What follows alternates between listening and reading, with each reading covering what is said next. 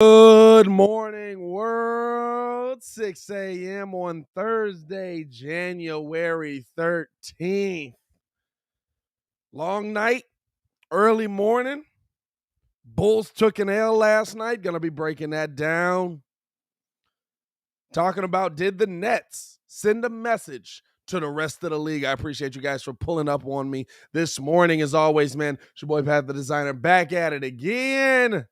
Go ahead and hit that like button. Subscribe to the page, man, because we do this every single day, as you can see on the screen, Monday through Friday, man. If you can't stick around for the full video side of things, we've also got things cracking over on the Contender side of things where you can just listen to the audio only. We appreciate you for pulling up and rocking with us and showing us so much love.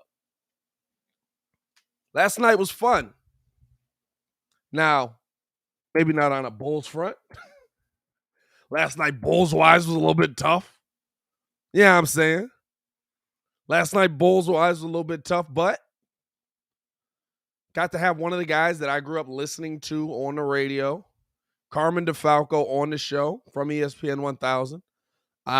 Came through, watched the Bulls game with us, had a great time.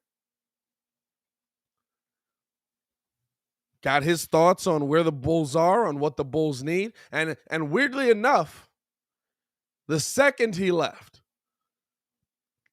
the Nets decided to open up that can on us. You know what I'm saying? Like the second he left the building, the Nets were like, all right, Carm's gone. Hey, we let Pat have a great show, man. They hit us with the Kobe. They really hit us with the Kobe. Hey, you had a great game, young fella. Huh? What was that? Hey, you were killing it, kid. Now, we still got a couple halves of basketball to go here. No, you don't. No, you don't. You know what I'm saying? It was a tough night there. It was a tough night on that front, but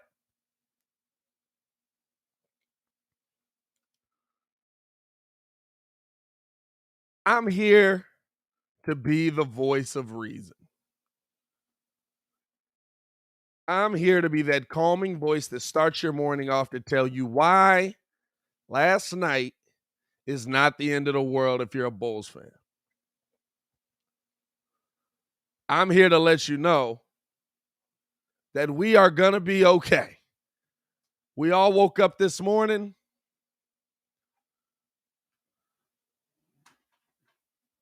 Sun hasn't rised yet, but it's on the way.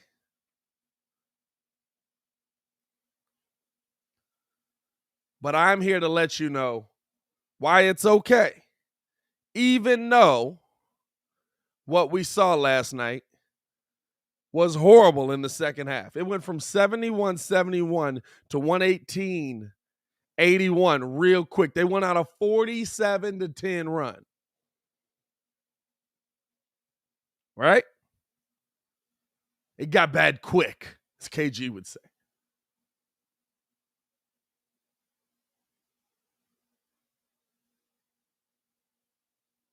It got bad quick.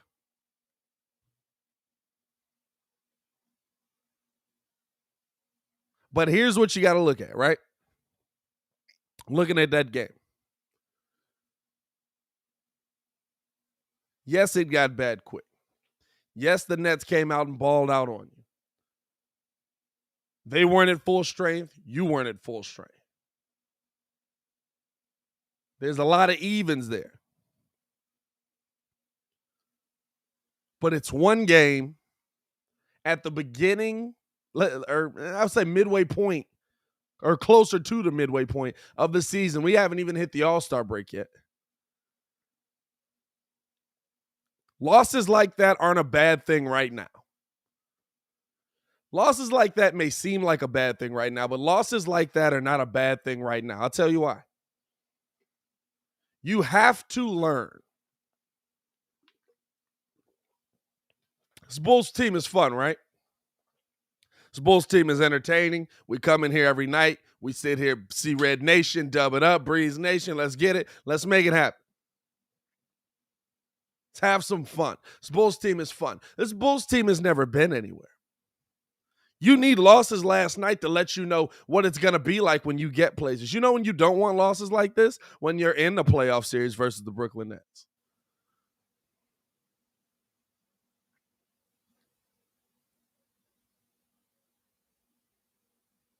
You know when you don't want losses like this? When you're trying to get to a playoff series versus the Brooklyn Nets, right? You know when these losses are okay? When you're in first place in the Eastern Conference and your record goes from 26-11 to 26-12, and you're still in first place in the Eastern Conference. Now, I'm not saying you don't do anything about last night's loss. I'm not saying that you don't do anything about what you saw last night. I'm not saying that this Chicago Bulls team doesn't have some things that it needs to work on, right? Doesn't have some things that, hey, listen, Pat, not for nothing, but what we saw last night was a joke in the second half. You are absolutely right.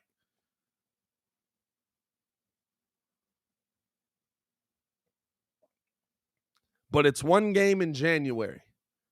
You heard the date I said, came on here, January 13th, not March 5th.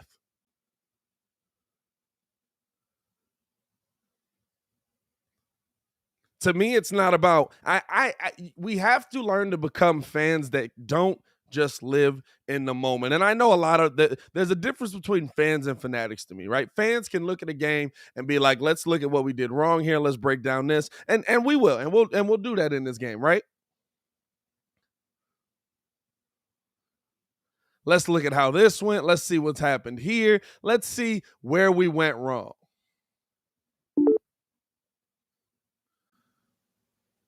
That's what you'll get.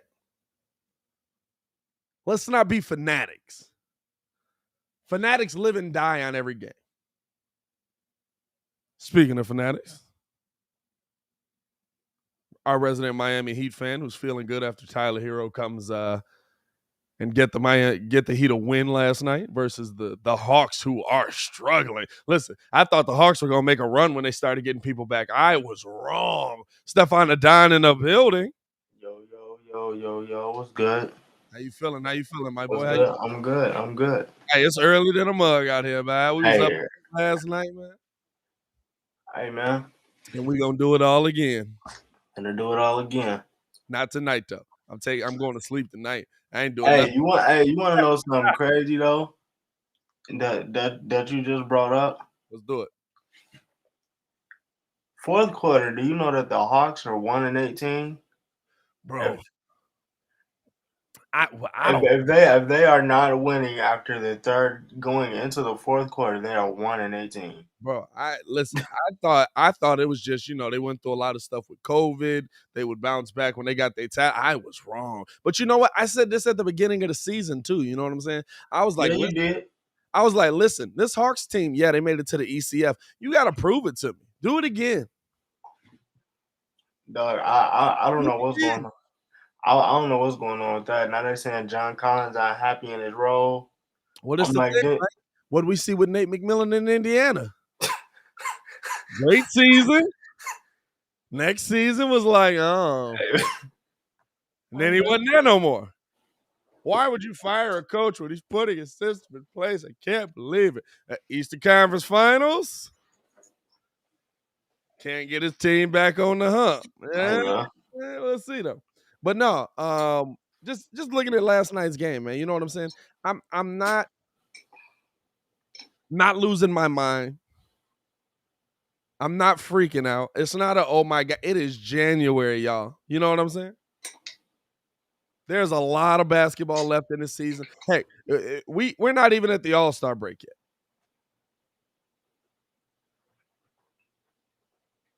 And there's a couple of things just kind of like that I was looking at that Billy was breaking down last night. I was watching Billy. Crip was good. Jay Crip was going on. I was watching Billy Donovan last night, right? And first off, dog, nobody answers a question like Billy Donovan. You ask Billy Donovan one question, 10 minutes. And it's the most thought out, broken down, everything you need to know about what went into that answer you're ever going to get in your life. I'm talking about, I'm sitting there, buddy said, hey, man, Where do you think the game really got away from you in that third quarter? Of course, KD goes on a run, but where do you think the game really got away from you? He asked him that question while I was sitting down here. I pulled it up on my phone. I start walking upstairs. I sit down to eat. He's still answering the question. Like 5 minutes after that, Maya's just like, did somebody else ask him a question yet? No. But just based off of how Billy Donovan was talking about the game, what Billy Donovan was breaking down in the game, what he thought went wrong, where he thought the Bulls went wrong, where the team thought the Bulls went wrong.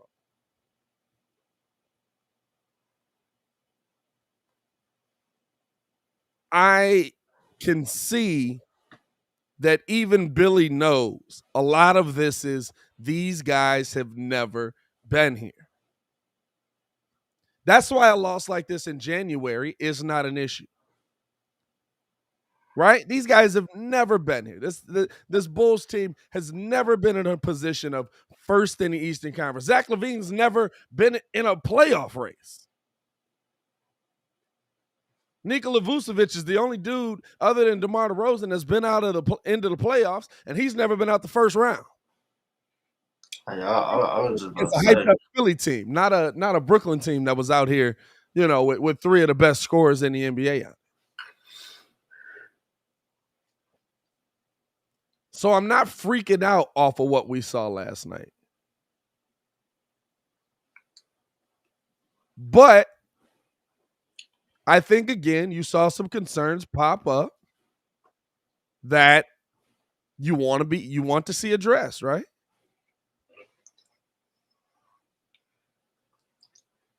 Nah, yeah. I feel like you definitely want to see it addressed. I mean, it was all in good fun yesterday, but I mean, like, I feel like now looking back on it, and like I said, I read lips real good. I know Katie said, yo, they don't want to see us in the playoffs, and I think that's partially the reason why. Like, they haven't been there. Like, Yeah. when we get there, all of us have been there in some way, shape, or form. Like that, they haven't done that. We got the experience. They don't. You can have one seed by all means. We don't care about that. Yeah. We don't care about that. You can have that. That's just chump change. This is the regular season, but when push come to shove, we're gonna be here. They probably gonna be here, but I'm confident we'll win in 5. Like that's what KD basically told me last night. And here's the thing, right? It might come down to that. It might come down to the Bulls get run out of the gym just because they've never been there. But here's the two things I want Bulls fans to look at. One, look at what Phoenix did last season versus how they played in the regular season versus who they went up against in the regular season and how they played that game. Also, look at the Brooklyn team that beat us last night and ask yourself honestly how confident you are that team's going to be on the court. Now, that's a caveat you can't really quantify right now. That's one of those. But I mean, honestly, like, if I'm banking us taking an L in a playoff series on Kyrie Irving being healthy for it, you got to prove that to me. I ain't seen you do it. I saw you be healthy for one playoff series, and guess what? You won an NBA championship. Great job. He's done it. He's done it. That's it. Guess what? He was up 40 on the champion last year. Fluky play. Somebody diving for the ball, hits him in the knee. Guess what? Fluky play got me an NBA championship. It's tough. It's tough. But when I said I'm hating, all right. Hey, listen, no, it's not even that. It's just I don't believe I've always said when Kyrie Irving is on the floor, he's one of the most deadly players in the NBA. I agree with Chauncey Billups. And I'm not even putting the caveat on it. You know, Chauncey has to put the caveat on it that it's when this happens, Kyrie Irving is the best player with the skill set. And listen, when Kyrie Irving is on the floor and healthy, there's never been a more unguardable point guard. Now, whether you want to call Kyrie a point guard or not, that's a whole different thing. And I'm talking about that doesn't mean he's the best. He doesn't got the rings to say he's the best. He doesn't got the victories to say he's the best. He ain't been on the court enough to say he's the best. But when he is on the court, he's one of the most unguardable point guards we've ever seen.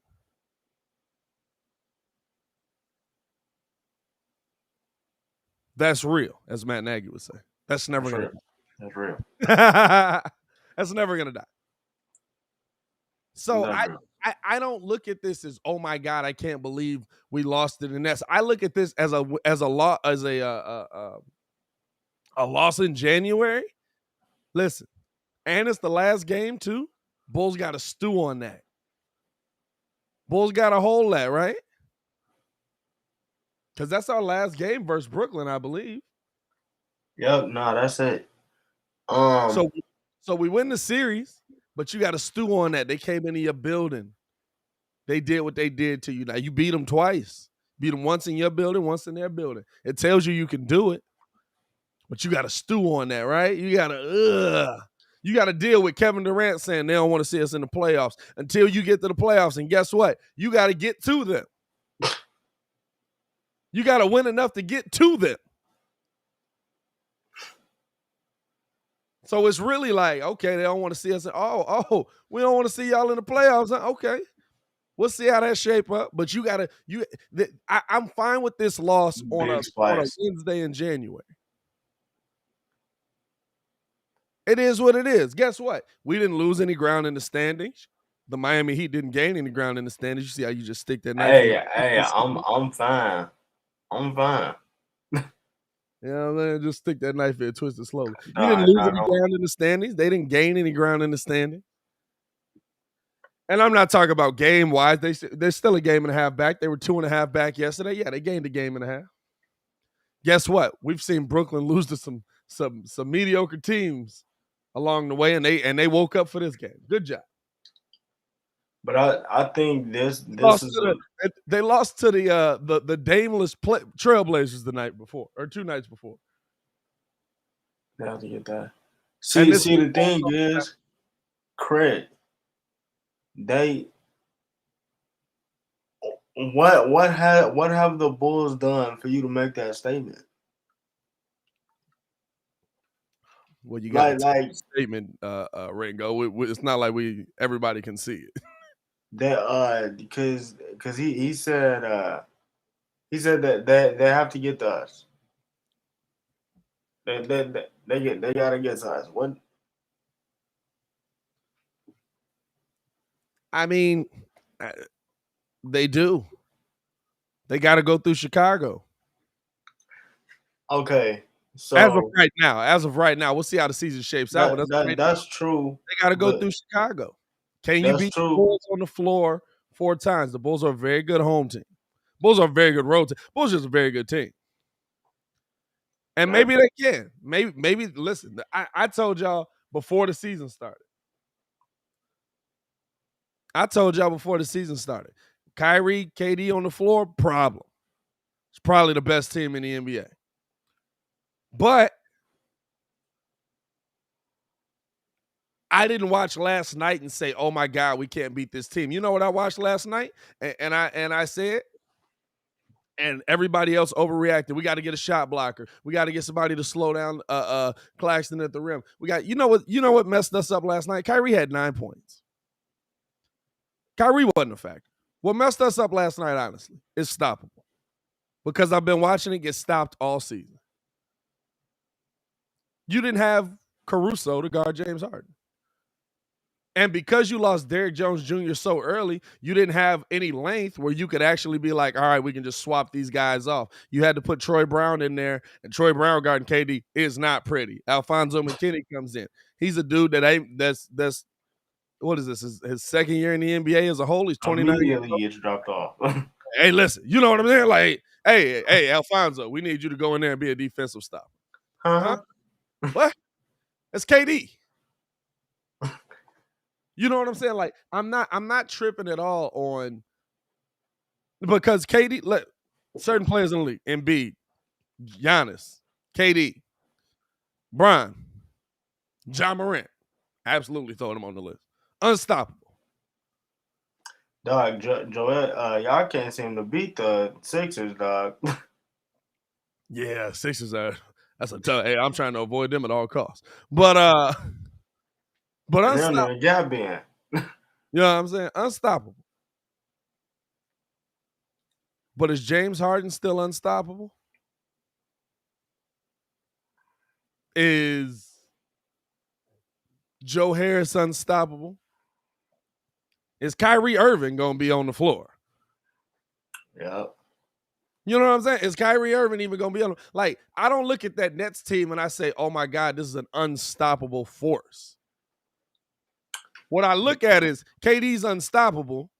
If we got Caruso last night, he's the best one to match up on Harden because he's going to give him the best boom for his buck. If we got Javonte Green last night, Patty Mills not getting them wide open threes. You know what I'm saying? Like, there's a lot of things that I looked at last night where I said the Bulls can stop this. And I know there's a lot of people that are going to come in here and be like, man, no, man, Javonte, and they're not going to make that big of a difference. 5 to 22. You went from being a top 5 defense in the NBA, fluctuating between 3rd and 5th, to the 22nd worst defense. And yes, I said 22nd worst. It's a big drop. Dog, and I think too, because they said it last night on SVP Sports Center. Kyrie could play home games, and Fam, I don't know what in the postseason if they pay the fines. Well, yeah. So basically, if they pay the fines, but is the Nets really gonna do that? I don't think they will. well, if I'm Kyrie, I'd do it. No, but the Nets will have to pay it. You were talking about, well, all right, the Nets pay it, and then they transfer it to Kyrie. Whatever, you know what I'm saying? Hey, so well, we were talking about it last night, me and Kidd, before I took him to the airport. By the way, congratulations to Kidd, man. He's going out there, giving like a kind of a TED talk in the business that he does during his day job, man. Have a great day out there, brother. Kill that mess. Dominate that mess. You know what I'm saying? We out here doing big things. Stop playing with the squad. But no, like I look at I'm looking at off of what we saw last night. If Kyrie does play the whole series, right? Yes, there's an impact. It's Kyrie Irving.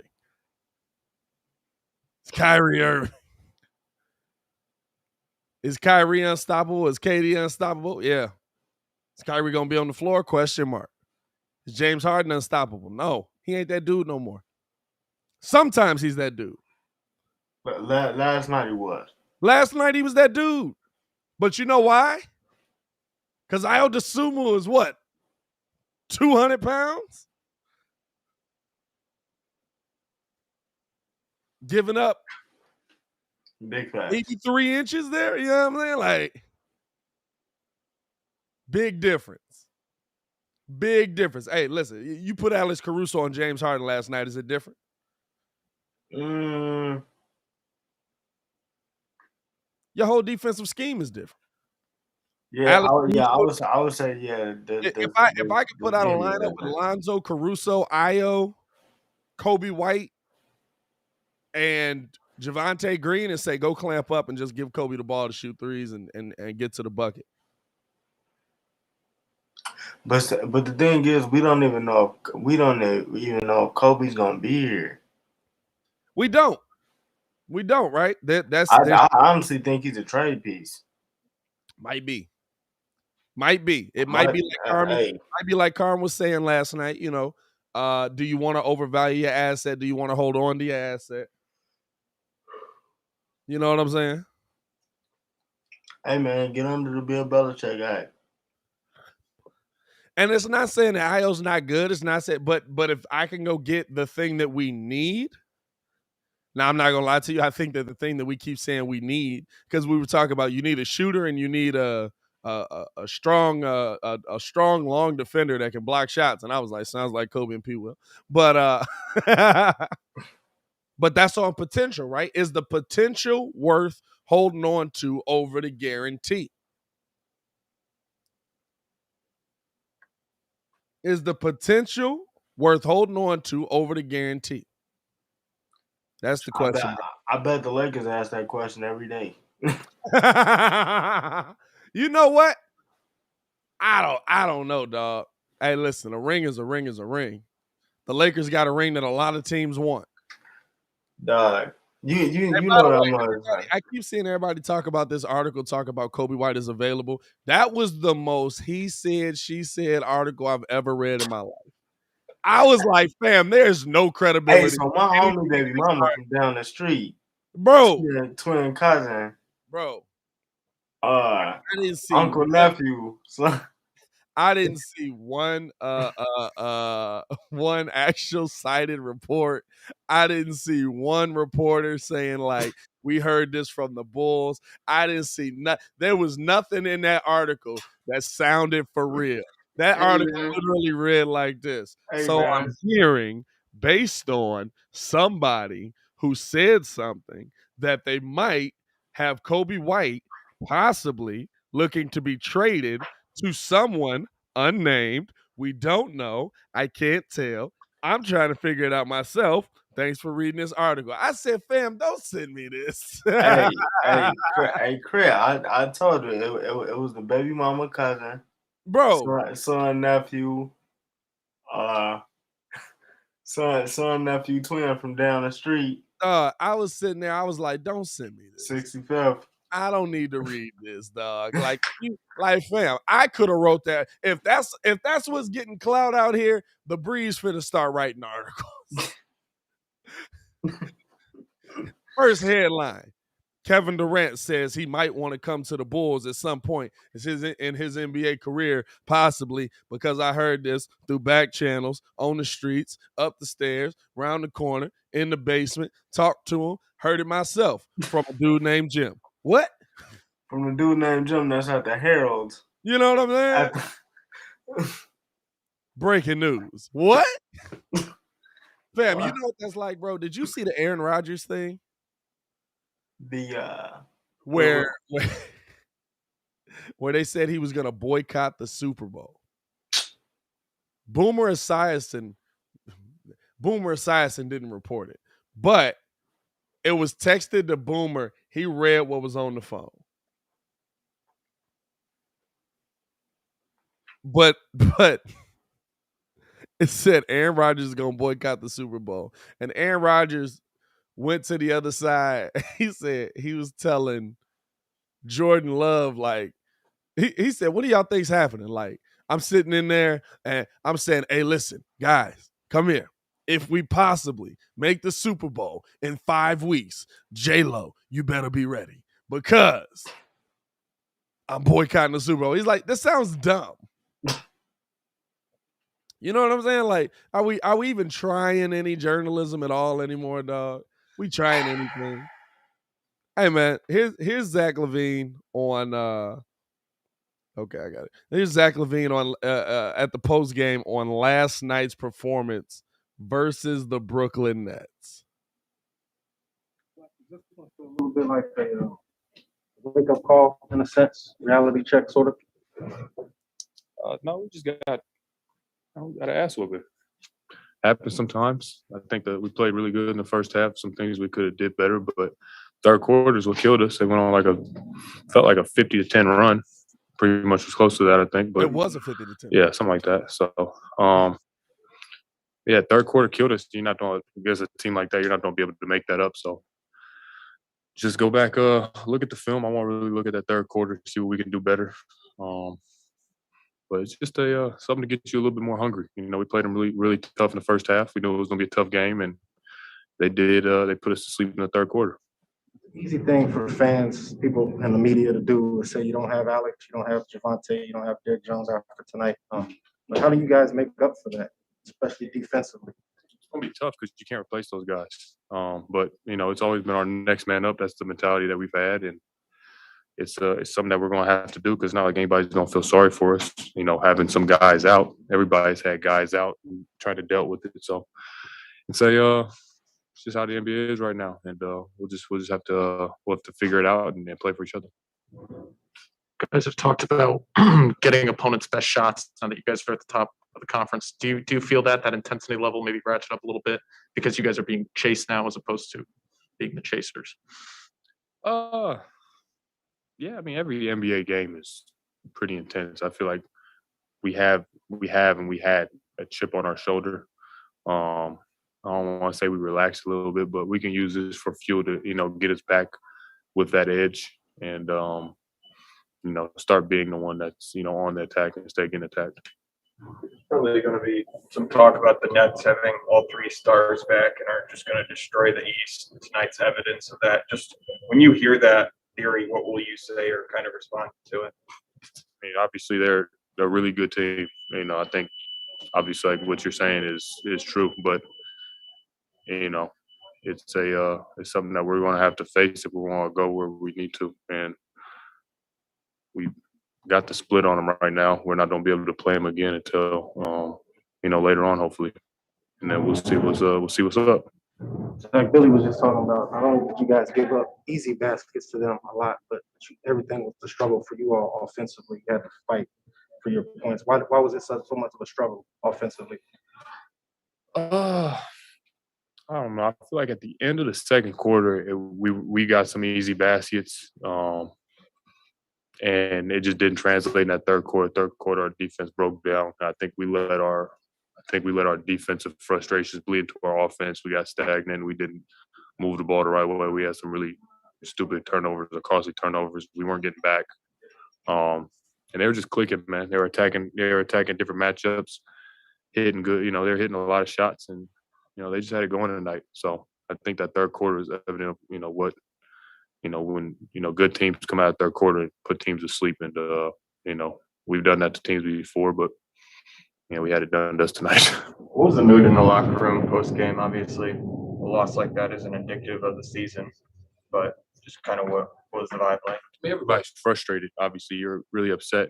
Like I said, you get your butt kicked on national television. It's not a fun thing after playing a, you know, pretty solid first half. But you know, bring you back down to earth. You know, it's one game. You lose by 2, you lose by 30. It's still a loss. But you just want to go and see why you lost, you know, the way you did. And then, you know, we have another opportunity with the top team in the West coming up, a couple of top teams, and then, you know, see how we respond.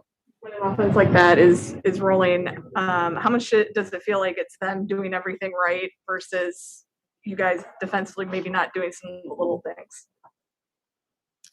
I just felt like they were the aggressor.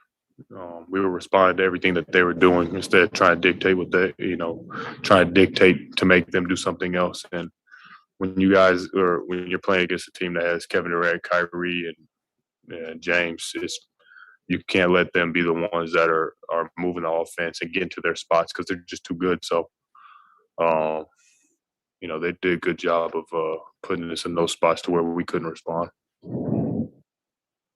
That was Zach Levine last night post game after the huge loss to the Nets, and he was right. It was just about a 40, just about a 50-point third run that the Nets went on, 47-10. It was 71-71. We were literally breaking down, man, this could get competitive. They hit 2 threes and it was over. And you know what though? The thing, like, And we'll play Billy's at some point here this morning as well. And we appreciate you guys for tuning in and rocking with us, man. We got about 45 people in here in the live. Hit that like button. Subscribe to the page. Appreciate that love, man. We're doing this every morning, Monday through Friday. This is the Morning Breeze. The biggest thing that I saw or that I heard in that, and Billy also echoes it, is that you can't replace Caruso or Javante, but that doesn't mean you can't give the effort. And what we saw last night, right? Going into the second half, what's the last thing we saw? DeMar DeRozan, hand down. Or was that coming out? That might have been coming out. They put up the three, or Harden puts up a three. DeMar doesn't even contest it. Laces it. Bulls go to the bench. DeMar's tearing the towel. He's pissed off. They come back in. The intensity was never the same. It's like the Nets knew, listen, this is a playoff atmosphere. Let's turn this thing up. And the Bulls couldn't respond. The Bulls, like Zach said, they allowed them to be the aggressor. They allowed them to absolutely come out and, dictate policy. And it's hard to not do that when it's Kevin Durant. But I'm sorry, on the other side, guess what, bud? You're Zach Levine. You can't have 5 turnovers. You can't, and DeMar DeRozan, you can't have what DeMar ended up with, 3? But they were horrible. Listen, it was like play after play after play. We literally watched 9 empty possessions in a row for the Bulls. Handle was way too loose. Here's your turnovers just last night. Troy Brown, 4. McKinney, 5. DeSumo, 3. Kobe White, 3. Lonzo Ball, 2. Hold up. Nope. My bad. I'm reading the wrong thing. I'm reading personal files. I was like, God dang, that's a lot of turnovers. McKinney had 3. DeSumo had 2. Kobe had 1. Jones had 1. Lonzo had 1. Zach had 5. DeMar had 2. But the problem is the 5 and the 2 were all in the same run. It was 9 straight empty possessions. You're not going to win games that way. But again, Bulls fans, January. And you know what makes this all go away? Honestly, we're sitting here, we're freaking out. Oh my God, the Bulls can't beat them. I can't. How are we going to do? This is what's going to happen. I can't figure it. If we beat Golden State Friday. You beat Golden State in Chicago Friday, you know what everybody's going to say? Oh, wow. Oh, we're a championship contender. We just beat the Golden State Warriors. Golden State's better than Brooklyn. We just beat the Golden. Like it's. I'm not gonna be a fanatic. I'm gonna be a fan. I refuse to do it. I love the team, right? But a fan is intelligent. A fanatic reacts to every single thing they see. Dog, I think the biggest thing about that pressure that we just played was, guy asked him. He's like, well, now that the Nets big 3 is back, I think league consensus is they're gonna run roughshod over the league. Yeah. What do you think? And then he's like, bro, I mean, yeah, that's true, but are we not allowed to go to the finals? Like, we know we gotta go through them. Hey, listen, and you do. And listen, here's the wild thing, right? You might not. Maybe. I think it's going to be Bulls, Brooklyn, Eastern Conference Finals. But you might not. We've seen crazy things shape out that way, right? It depends on the matchup. It depends on the matchup. Guess what? Maybe Miami catches a heater. Maybe it's Bulls, Miami, ECF. Dog, which would shake the champ. Yo, if it's Bulls, Miami, ECF, you get disrespectful. I'm pulling up the Facebook post I made, and you wouldn't kiss. Man, I was with you till you said that. You was tweaking, bro. You was tweaking. And then it actually happened. Hey, listen. That would get disrespectful. I'm not gonna lie. We would be clowning each other on the live. It would get personal. I know. Yeah. Get personal. We'd be mad at each other all till the series is over. Yeah, that would be wild. Is it beef between Pat and Ringo? Yes. For the week. At a minimum. But no, it's you know what I'm saying. Like I look at like there's a lot of things that have to go. Listen, there's a lot of things that have to go into the Bulls getting to the Eastern Conference Finals.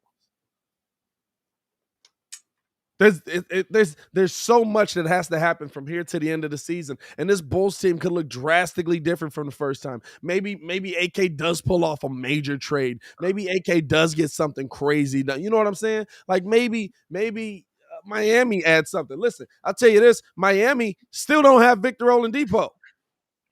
12-4, bro, with Jimmy and Bam out.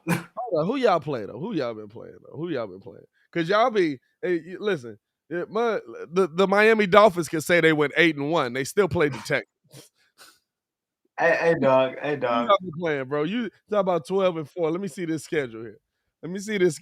Right? Let's see. So what's that? That's 16 games. Where we at? Let me go back. 1, 2, 3, 4, 5, 6. Postpone 7, 8, 9, 10. Boy, if you don't get your grip, boy, ain't no way you brag about this. So you beat the Sixers, Magic, Pistons, Pacers, Magic, Wizards, Rockets. Boy, ain't no way. Kings. You lost to the Kings. So we not supposed to play the teams that's in front of us though? Hey, you can play the teams that's in front of you, and it's good when you beat them. Mind you, we didn't have PJ. Listen, no, I got you. We didn't have PJ. Didn't have Devin. It's better when you beat them. It's better when you beat them. Yo. But you're not finna. Now, I give you the Suns win. But you're not finna come in here and brag like y'all been dominating the NBA's best. Who said? He said 12-4. Hold on, what's the schedule, dog? Hey, listen, if that's the case, shoot. The Bears last season finished out the season 6-1. You know what I'm saying? What are we talking about? That was the weakest 6-1. Guess who we lost to though? All the teams above 500. This man said 12-4. Lost to the Cavs, beat the Sixers. That's a good win, actually. Beat the Magic, lost to the Pistons. What's going on there, bro? No, we didn't have nobody. Protocols. Oh, okay. Beat the Pacers, beat the Pistons, beat the Magic, beat the Wizards. Spurs game postponed. Beat the Rockets, lost to the Kings, lost to the Warriors, beat the Blazers, beat the Suns. Suns is a good win. And beat the Hawks last night. Suns was a good win. That was a dismantling win. You're gonna say some 12-4. Get up out of here, dog. Hey man. We gotta play who's in front of us, bro. Hey, you'll get that politically correct answer up out of here right along with it. Hey man, we just bro, you say it all the time. We put our legs on one leg at a time. We put our legs on, put our pants on one leg at a time, man. You know what I'm saying? We got one for the Gipper. We trying to keep it, all I got is one life to give, one small step for man, one giant leap for man. Can I get out of here with that in the morning, man? I got a couple dollars in my pocket. That's funny, dog. But no, you know what I'm saying? Like, are we? Here's the question, right? With last night's win, we're gonna play audio from both sides as well. Did the Brooklyn Nets put the NBA on notice? Did the Brooklyn Nets put at a minimum, the Eastern Conference on notice that we not getting up out of here as easy as y'all thought we was? Or was it just a good game? Because remember, they got worked out by the Blazers the night before, or 2 nights before. I mean, I think it was just like, yo, when we have full strength, we're better than you. In the East anyway. So when we have full strength, we're better than you. Yeah. Deal with it. like all these months kept talking greasy. And you gotta think, like, they've definitely heard it all year. Steve Nash has heard it all year. James has heard it all year. KD especially. When is Kyrie coming back? Y'all mug this week. Hey, y'all money they needed him. this and this. And it's just like, dog, y'all do realize, like, when we have everybody together, including last night, now the Brooklyn Nets are 13-3 when everybody plays. Now, granted, that's not a great it's not a great sample set. Like, that they haven't played together all that much since they've been here. But bro, when they've been on the court, you have to at least put up 115 to 120 to beat this team. But here's the thing, right? It's about when they've been on the court. No, yeah, absolutely. That is such a question mark. I mean, for real, how many games, regular season and postseason, in 3 years has this team played together? KD missed the entire first year. Yeah, KD missed the entire first year. James was hooping and he got hurt. James was still in Houston. Yeah, he was in Houston. Right? KD comes back. They bring James back. How many games last season did they play together? No, I don't even think it's in double digits. You know what I'm saying, though? We're all three of them on. Like, that's the biggest thing about the Brooklyn Nets. Not to say, listen, I told y'all this. With Kyrie, KD on the floor, more than likely the league is theirs. Like, that's two of the best players in the NBA. We talk about two of the best players in NBA history. It's mine. Whose world is this? The world is yours. You know what I'm saying? Honestly. Like, so it's not like, oh my God, I can't believe that this Nets team won a game last night or stuff. But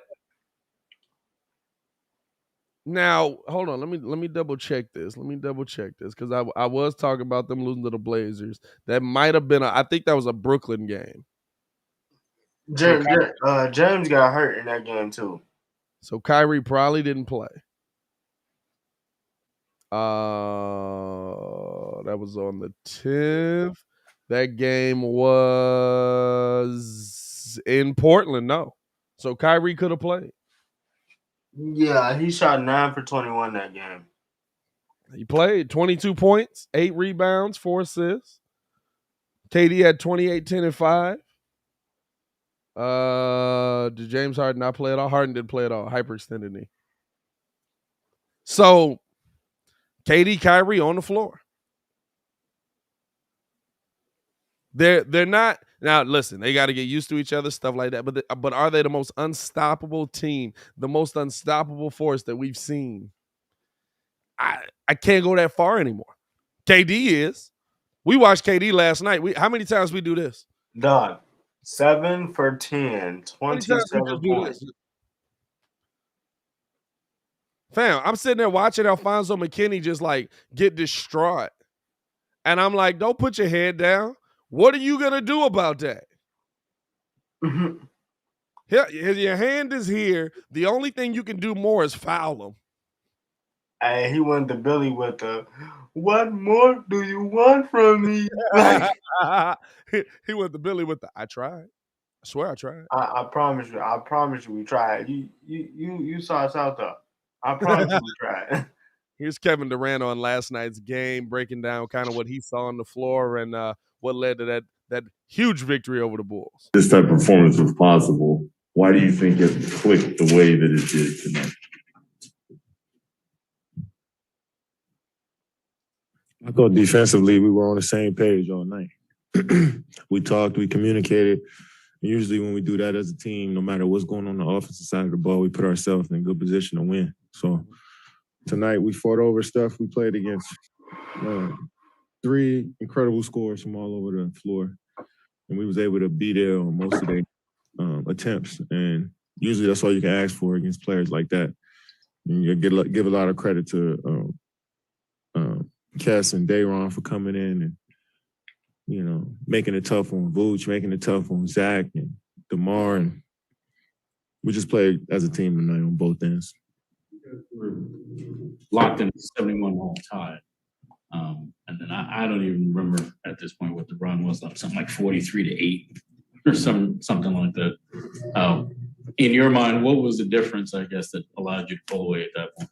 I mean, when we made shots, I think we generated good looks for ourselves in the pick and roll. When they doubled me in the post, we made the extra pass and was able to get momentum on offense.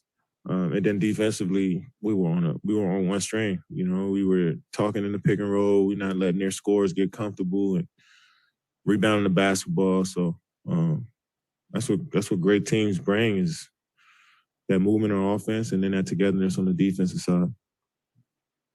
A reminder to the rest of the league that when you guys have it and Kyrie's out there, there's very few teams, if any, that can stop you when you're playing at this level. I mean, I'm trying to make no statements to the league. I mean, who cares what they think? I mean, we know what we bring to the table, and it's just all about us. But I'm sure people were watching the game tonight. Being on the bench, you know, with 5 minutes up in the fourth quarter. We haven't seen you there. Yeah. A lot this season in those situations. I mean, you seen me there, but it was when we taking an L, we down 20. You know what I'm saying? But it was good to get a win and be on the bench and cheering the guys on as you're winning the game, you know. So it's been a rough 5-6 games for us, you know, but one of these games is good for just the team in general to see, you know, Patty play well, Dayron, 25 and 16 for James. It just looked effortless. And Kyle only had 9 points, and we still was able to come out there and do what we want on the offensive side of the ball. So when we all click in, we all knocking down shots like that, and we all playing off each other, we play a great brand. Was there I mean, I get every game counts in the standing, but was there an added benefit considering you guys had played against the other quote unquote elite teams in this league? Was there an added benefit to come in here and doing that to the team that's in first place in the East? Yeah. I mean, you want to definitely play great against the best teams in the league for sure. You know, especially after losing last game, we wanted to bounce back no matter who it was against. You know, but it's good to come in here in a tough environment and get a W. You know, this team has been extremely hot lately. The crowd is starting to rally around the team. The city, you can feel it that they are starting to understand that Chicago Bulls basketball is back. So for us to come in here and win in this fashion, it meant a lot to us. Blake, DeAndre, and Patty were plus 100 or more than that. You know, what do you say to those three? Steve's calling that lob to Kessler the double dive. Oh yeah, I mean, just that energy they play with. DB came out and was just, you know, a menace on the defensive side of the ball, just fighting over screens, being there. And Blake was orchestrating it all as the big. I thought him and Sharp did such a great job of letting us all know from the backside where we need to be on the defensive end. So when we all on one string like that, it's tough. And so our bench, you know, having our whole start lineup out there, and us three, me, Kai, and James out there back together, I think it kind of settled the bench down a bit and put everybody back in their roles, and they was able to come out here and provide that spark. That was Kevin Durant last night. Just a snippet of what we saw, just giving a little bit of insight into what we saw, how that broke down. I mean, and listen,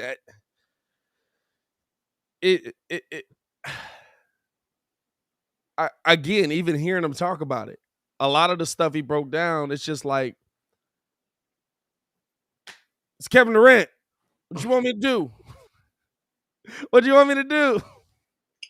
Like, but the one thing I will say, the first thing that he mentioned about where their defense stood, how their defense matched up, how they were on a string, that's absolutely a fact. The Bulls had no idea what to do when the Nets defense started. I mean, literally, we saw they're up 26. Billy Donovan brings it up, and you'll hear it in his press conference as well. Billy Donovan brings it up, right? The Bulls are up, or the Nets are up 26 at this point. Sharp's diving on the floor, fighting for a ball. He dips it out. The Bulls aren't even on the floor. It's about that want to. And the Nets had that 1-2 last night. Brooklyn came out and listen, James, like you said, James Harden was effortless.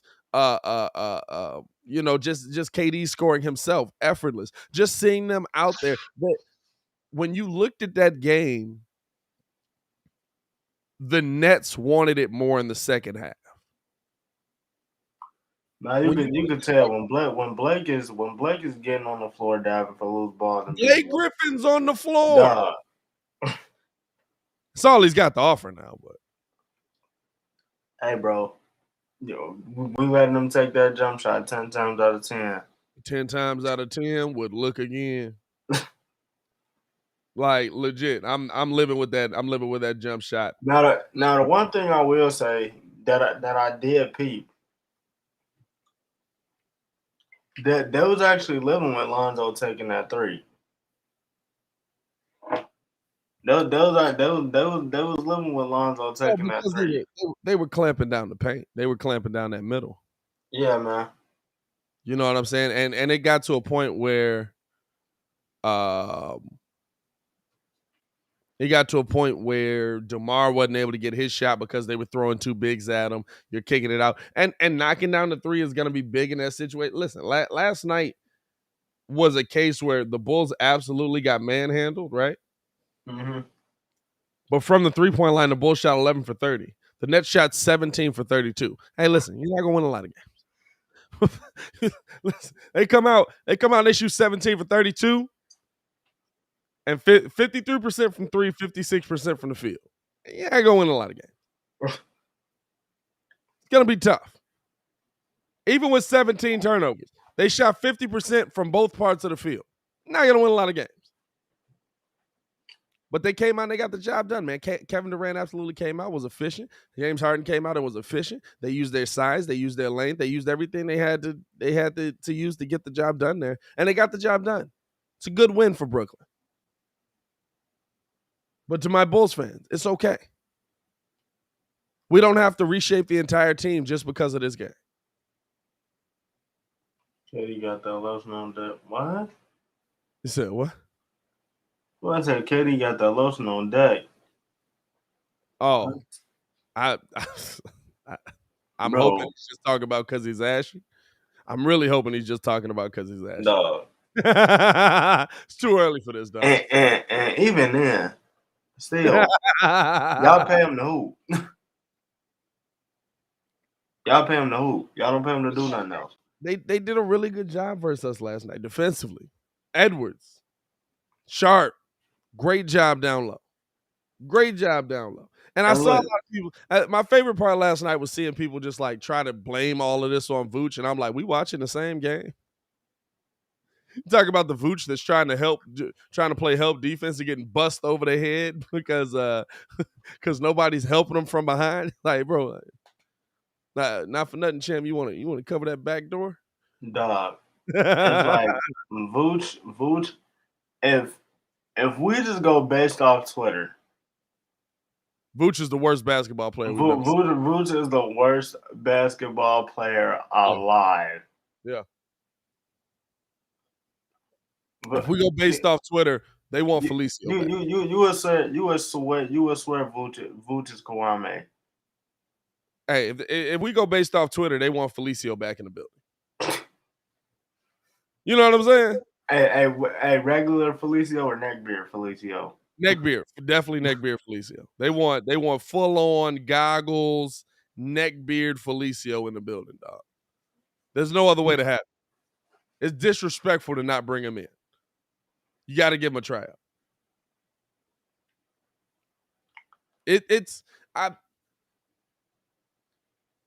Listening to that, looking at what the Bulls did. Again, I'll ask the question. Did they put the NBA on notice? Did they put the Eastern Conference on notice? Again, I don't know. I feel like it was just the East.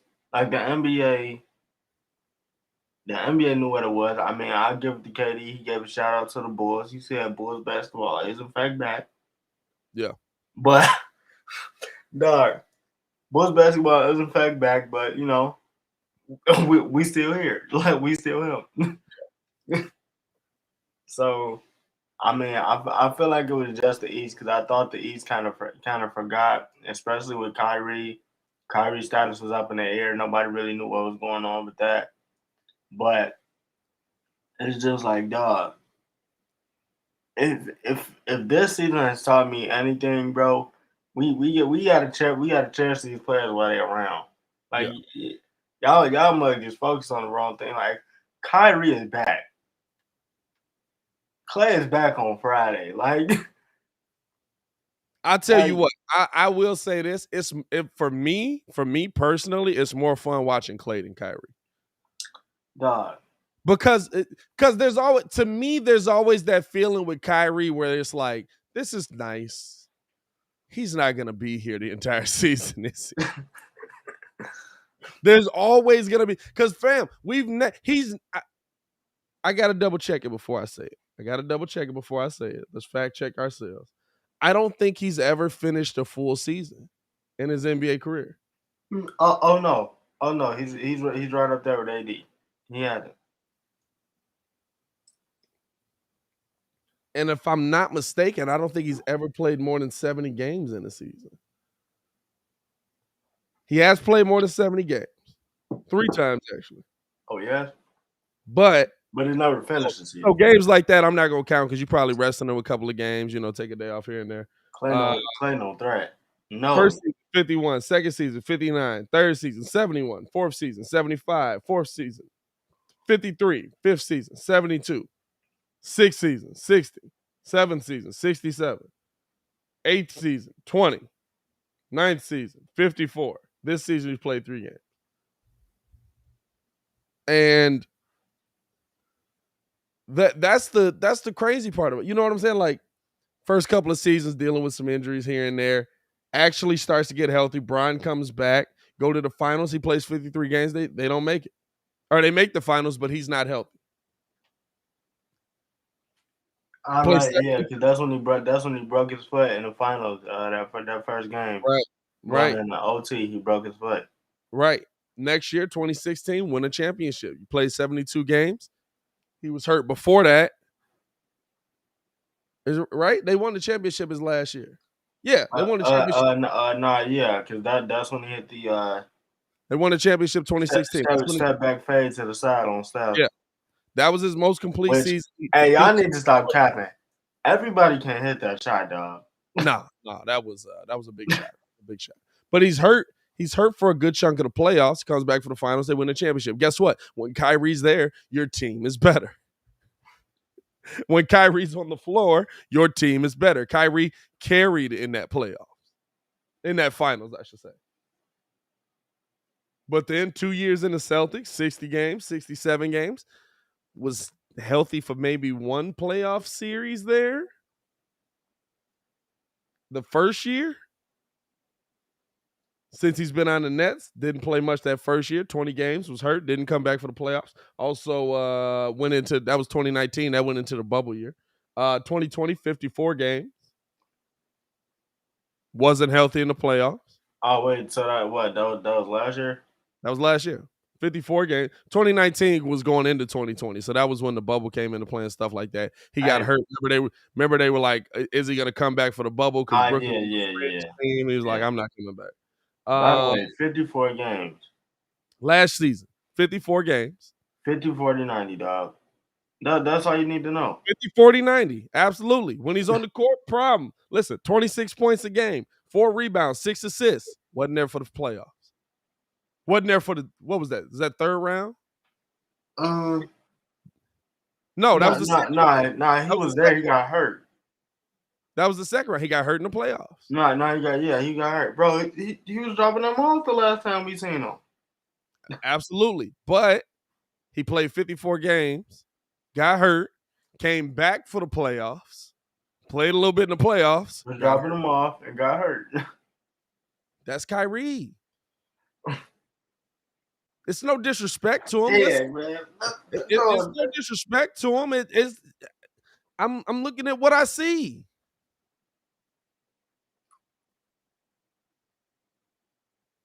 I'm looking at what he's done in his career. So based on that, can I count on Kyrie being there for a playoff season? I don't know. If I'm a Nets fan, am I counting? I think under these circumstances, yes, because of COVID, and I don't think the Nets are gonna pay the fine. So he's gonna. forget COVID. Like Kyrie will pay the fine. It's literally like if you play every single series, game 7, it might be like $200K. It's a game check. Kyrie ain't worried about paying a game check to play all throughout the season. You know what I'm saying? Because I think first offense is a warning. Second offense, Kidd was reading yesterday. First offense is a warning. Second offense is $1,000. Third offense is $2,000. Fourth offense is $5,000, and it stays at $5,000 the rest of the way. Right. So every home game there is $5,000 after the first 3. So let's say every series goes to 7, right? So that's what? 3. That's about 4 home games. So yeah, 4 home games. Somebody do the math. So for the first series he's paying, now I got to do math. Why do I do this to myself, though? Let me whip out this calculator here. So for the first series he's paying $8,000, right? Next series is $20,000. Next series is $20,000. NBA Finals would be, I'm tweaking. 8,000. I'm putting in the wrong stuff. Next series is 20,000. 20,000. 20,000. If Kyrie can't pay $68,000 to be in the playoffs, if you ain't got $68,000 to drop on a playoff season, dog, you know what I'm saying? Kyrie's gonna play in the playoffs. The team will sneeze and $68,000 will just fall out of the building. You know what I'm saying? And that's and if we being honest, that's facts. That's facts, though. If we being honest, that's even less. It would be $63,000 if you went to 7 versus the way it currently stands, because the Bulls are the number 1 seed, so you'd only have 3 home games.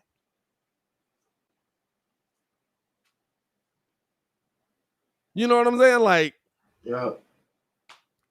If you really want to win an NBA championship, if you're really putting it all on the line, the Nets will be like $70,000. Take $2,000 in petty cash. Get something nice for yourself. Get something nice for yourself. They'll throw it at the league like you see the league just laying on the ground. Just get something nice for yourself. $2,000 in petty cash. Clean yourself up.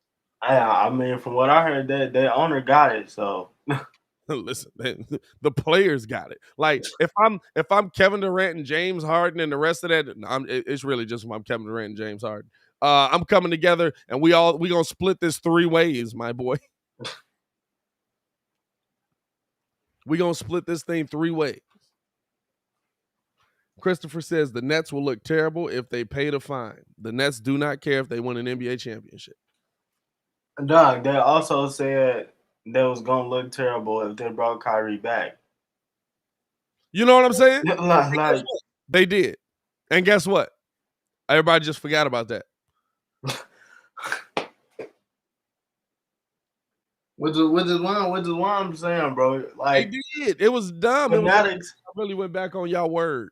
Yeah, you absolutely right. Fanatics got to start paying attention, bro. As soon as he came back, nobody forgot that y'all was just on him. Yeah. For like what, 3-4 months? Yeah. Oh, that was just on him. I can't believe he's coming back to the team. Why would the Nets go back on their word? Why wouldn't they do this? Why won't this team? Guess what happened? Kyrie back in the building. First game, 22 points. You know what? 22 points. You know what? All of a sudden, the story was, is Kyrie back? How much is Kyrie going to play? I mean, they absolutely going to put the bread forth. Now, they might not say they're doing it. They might say we're leaving this up to Kyrie, but they absolutely going to pay the fines. Yo, that's great. First game back. You know what? He is pretty good. You know what I'm saying? And then the thing is, it's not like us as fans is gonna say, you know what, sorry, my bad. I misspoke. We just not gonna say that and keep it pushing. Man, I'm not even gonna trip. Listen, I didn't trip. The only person I killed in the organization is the organization. Because y'all went back on it. Y'all tried to make it this big health safety cause and all of that stuff. Yeah. Yeah. But I mean, but all of a he sudden, back when you now. all of a sudden, when you started losing, now health was out the window. Now I was like, Kyrie, get back in here, my boy. He back now. It's better for the league. Like, what are we tripping over right now? Yeah. No, and so it's something that it's gonna be interesting to see, right? It's gonna be interesting to see how it all breaks down, and it's gonna be interesting to see how the league plays out. Honestly, with it, because the biggest thing to me is now, how do teams adjust? How does the East adjust? We see that Philly's trying to trade Ben Simmons at all costs. What does that do? Man, they trying to trade that man with the utmost of quickness. Dog, are they still trying to get the three first round picks? They trying to package Tobias Harris in it now. Dog, you not packing that 80 mil. Hey, my favorite thing from You ain't packing that 80 amps. Did you see Kuz's tweet? Yeah, that's what I'm talking about. You're not about to package 80 amps. Bro, that had me dying, bro. It said, how you gonna package 80 amps? Who you finna send to package 80 amps, bro? And even stuff like that though. Like I'm looking at that. I'm not freaking out on who's gonna be able to, or how is the East gonna make adjustments, right? Because you know what's gonna happen. You know there's gonna be moves at the trade deadline. Listen, there's more teams to worry about than just the Brooklyn Nets. The Nets are a really good team, but there's more teams to worry about than just the Brooklyn Nets. And the reason I say that is because, listen, if Philly makes a move, how does that look? If Miami gets 100% healthy, how does that move? How does that look? Hey, dog, we got Dunk coming off the bench now. Bro, I'm not even worried about that. The thing I'm telling Muzz to look out for is like, Oladipo ain't played a game yet. Oladipo don't got to be the problem that he was. He just got to be good enough. Like, I'm just waiting. I'm literally just waiting. I'm like, yo, we just gonna sit here. I'm gonna let it load.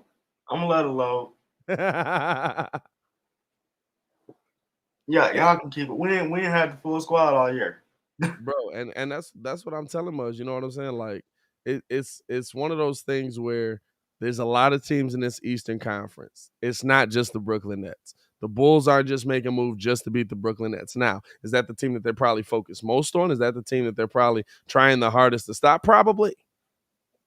Guess what? Because the Brooklyn Nets are probably going to be at the top of this. But last night, to me, was not indicative of, oh my God, the Nets are the most unstoppable team in the Eastern Conference. Last night told me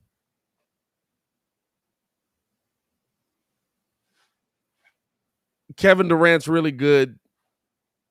If we've got our full team, last night might not go how they thought it was going to go.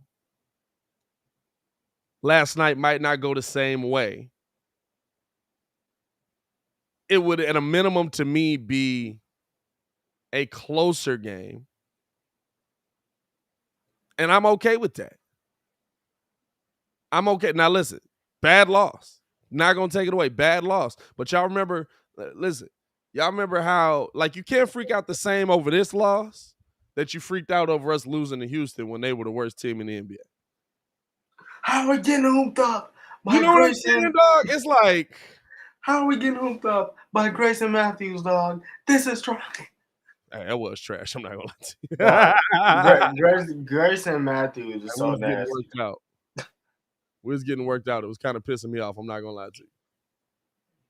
Hey, man. Hey, for everybody that's still in here rocking with us, man, honestly, I appreciate y'all for pulling up. We want to let you guys know that we're not just here in audio form or in video form. We're also in audio form over on the Contender, man. Make sure you guys go download the Contender app. If you can't sit here and listen to us every single morning or watch us every single morning, I should say, but you want to hear us, you want to have us on the go download the app, man. It's in the App Store right now.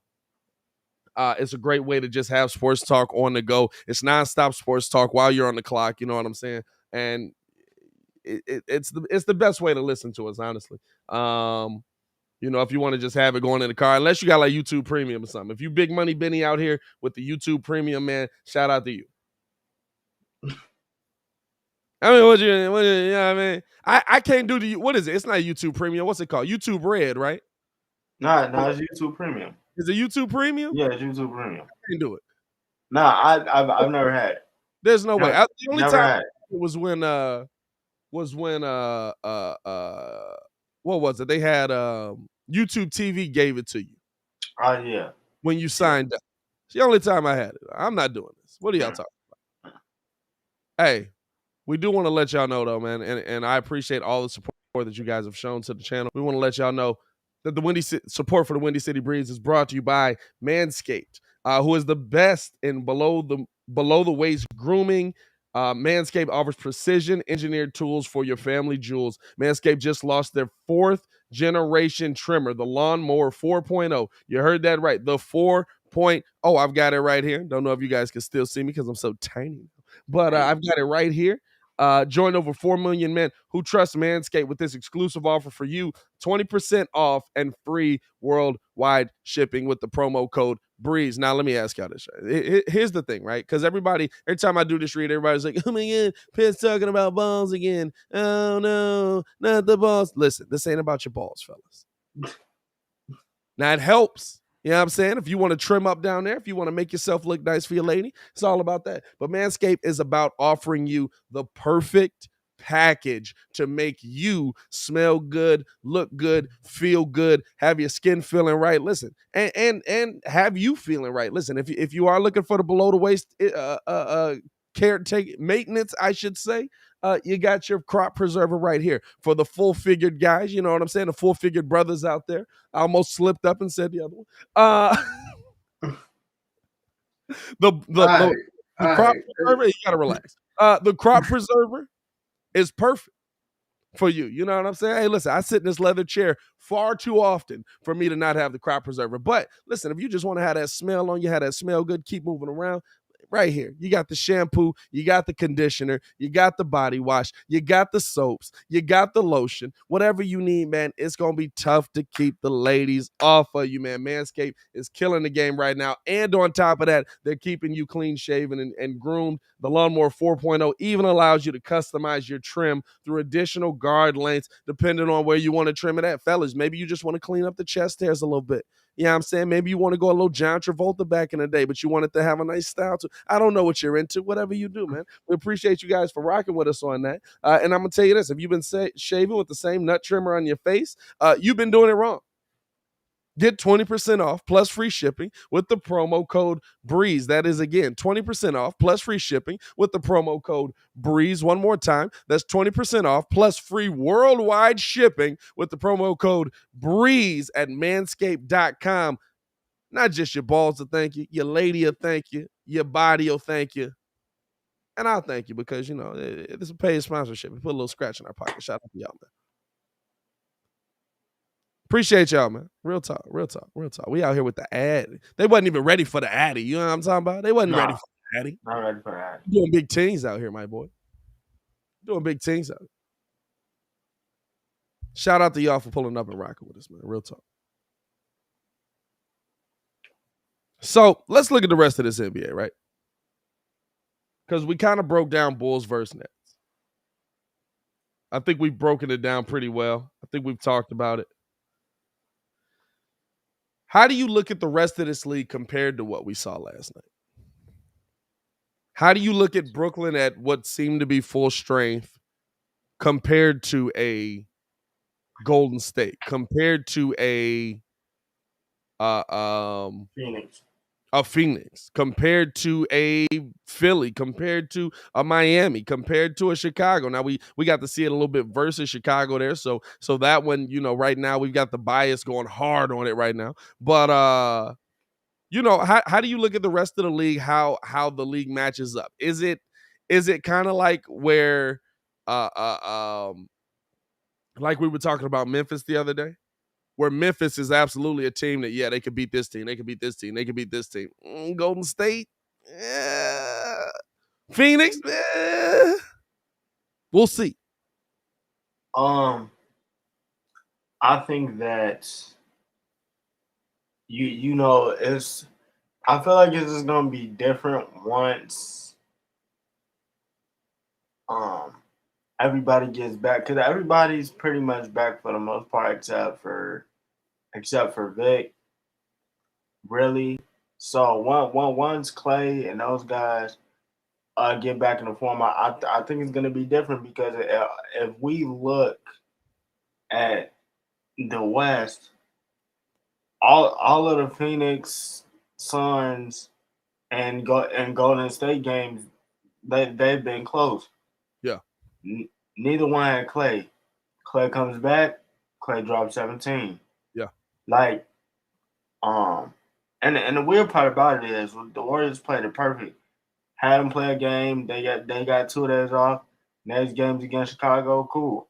Once he gets back in the swing of things, I think that's gonna be different. We talked about the Grizzlies yesterday. They just run a rough shot over everybody right now.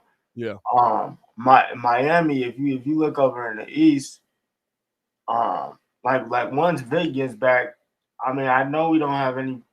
I know we don't have anybody for KD, but I mean, if you look at it, Victor Oladipo, Kyrie, you know what I'm saying, Jimmy James Harden. Hopefully we get Bam back by that time. That whole full series, if there's a series there, that's gonna be a thing. We seen PJ absolutely clamp up Giannis. The last time we seen them on national television. That's wild. That's wild. It's wild. Like, who's one of the best defenders that's dominating dudes left and right? PJ Tucker. Huh? Yo, what? But I definitely think the league is better for it. I mean, Cavs got Rondo, and now they're going on a little run. Darius Garland, I think, just had his first triple double. Just had his first triple double last night. So it's just like these matchups. So wild part, right? Wild part. I thought about this last night. I don't know how it works. I don't know if it works. I don't know if they do it. But to me, the team that has the best package to offer right now for Ben Simmons is the Cleveland Cavaliers. Now, money-wise, I don't know if money-wise you can make it work, but Cleveland's one of those teams that you need that point guard on. You need that big guy. Garland's got it going. I would bring him in there to flip him. Maybe you trade him to an Garland for Ben. But now you've got to figure out what to do with Colin Sexton. They can't exist. They can't exist on the court together. I like him. There's nothing wrong with him. No, I like him as a player. I really do. I just think him and Garland are the same dude. Yes. We're there on that. But nah. I feel like you got to flip Sexton for him somehow. Even though that's going to create a log jam at the 1 for Philly, because Tyrese and Colin Sexton basically play the same. Tyrese Maxey, but I don't know, because he still this whole thing comes down to him shooting.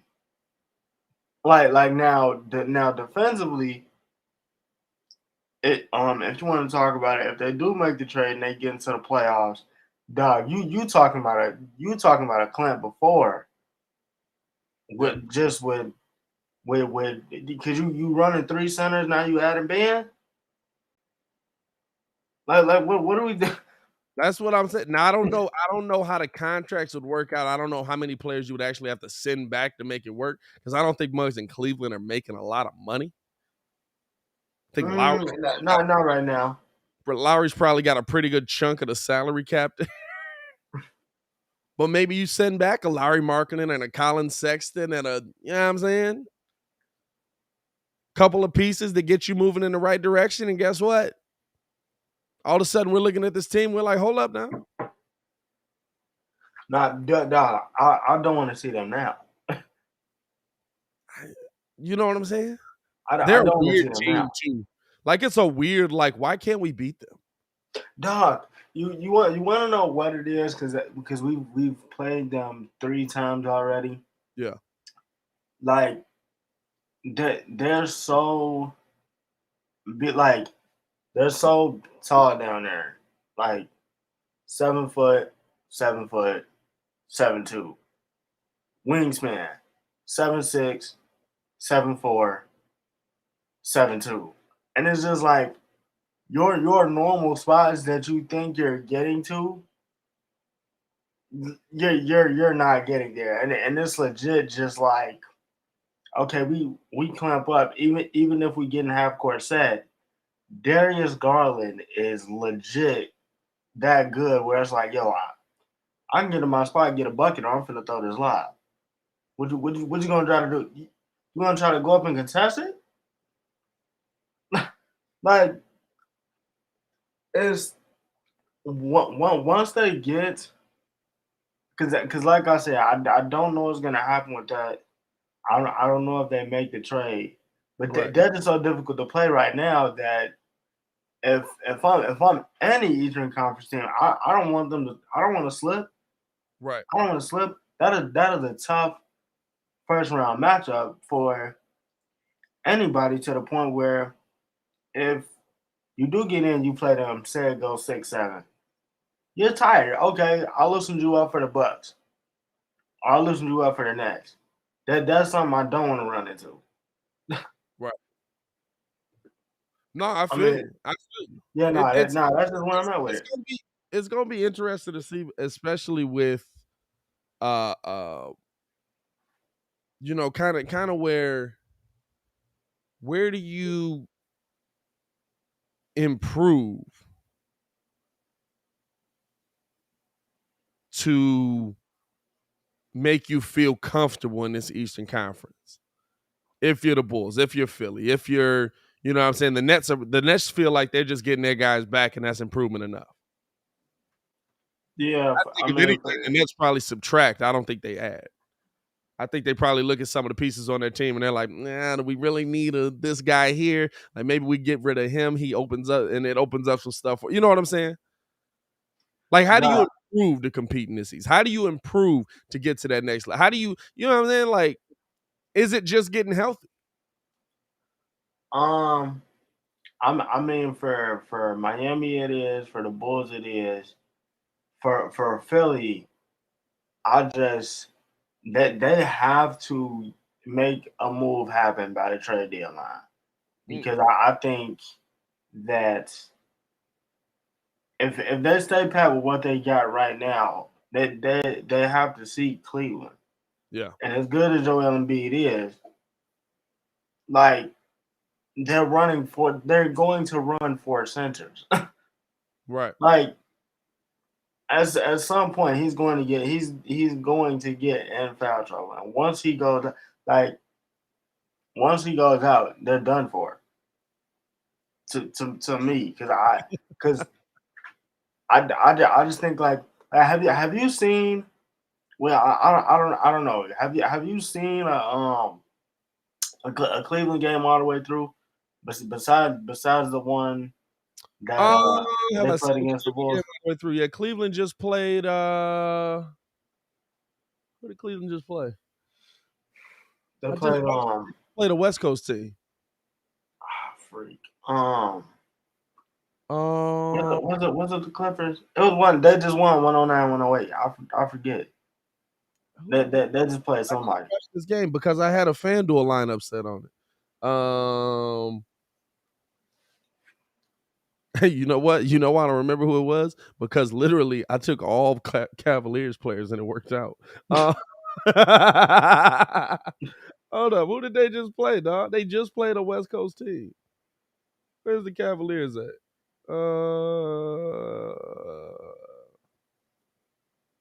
The Kings. I was about to say. They just played the Kings. They just played the Kings. I watched that game all the way through, and they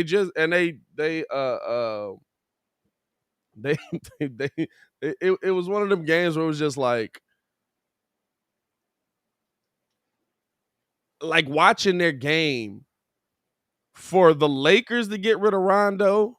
I was just like, y'all didn't know how to use Rondo anyway. And then watching what he really does for this Cleveland team. It's just like 19 minutes, 5 points, 4 rebounds, 6 assists, but everybody's in the right spot. You stand here. I didn't you know what I'm saying?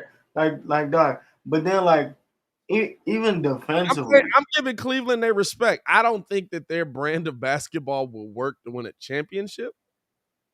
But it's definitely gonna be a tough out. But it's gonna be very tough. I'm gonna tell you this though.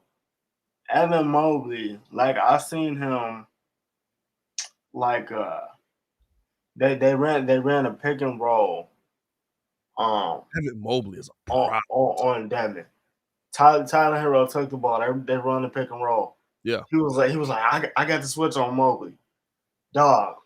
No, you don't. His perimeter defense. Yeah.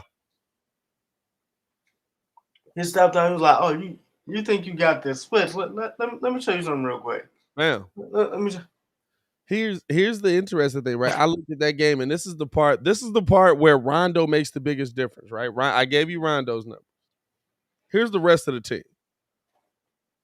18-17, Jared Allen. 17-7, Evan Mobley. 12-5-11, Darius Garland. 15-5, Larry Markkinen. 15-3, Cedi Osman. 18-3, Kevin Love. Is everybody in the right spot? It's just everybody in the right spot. You know why? It's weird because I'm sitting here talking about Cleveland this long and we actually talking about Cleveland. You know why it's interesting? Because I look at it and I'm just like, fam, this is old school basketball. First off, Evan Mobley's basically playing your small forward. Which is wild in itself. No, he had 18, 10, and 7 last game. But it's old school basketball. It's literally just like, hey, get there, you get there. We're going to be big. They can't get past us. Here we go. John Collins said, good morning, fellas. I'm at work trying to talk people off the ledge after last night. Hey, listen, there's a difference between fans and fanatics. You let fanatics be fanatics, bro. Fanatic to me is not a good thing. Fanatic to me means you can't. Yeah, fanatic to me means you can't see objectively what's happening. A fanatic to me means I'm looking at this one way and I'm going to freak out if I see it any other way. I don't want to be a fanatic. I'd rather be a fan of my team. I'm the biggest Bulls fan you're probably going to find. I'm not going to lie to you. Got 36 inches of bull head sitting back here behind me, and it ain't going nowhere. Oh, man. I'm an intelligent fan. You let fanatics be fanatics. But here's even look at you brought up Cleveland looking down the East. I'm looking at to me,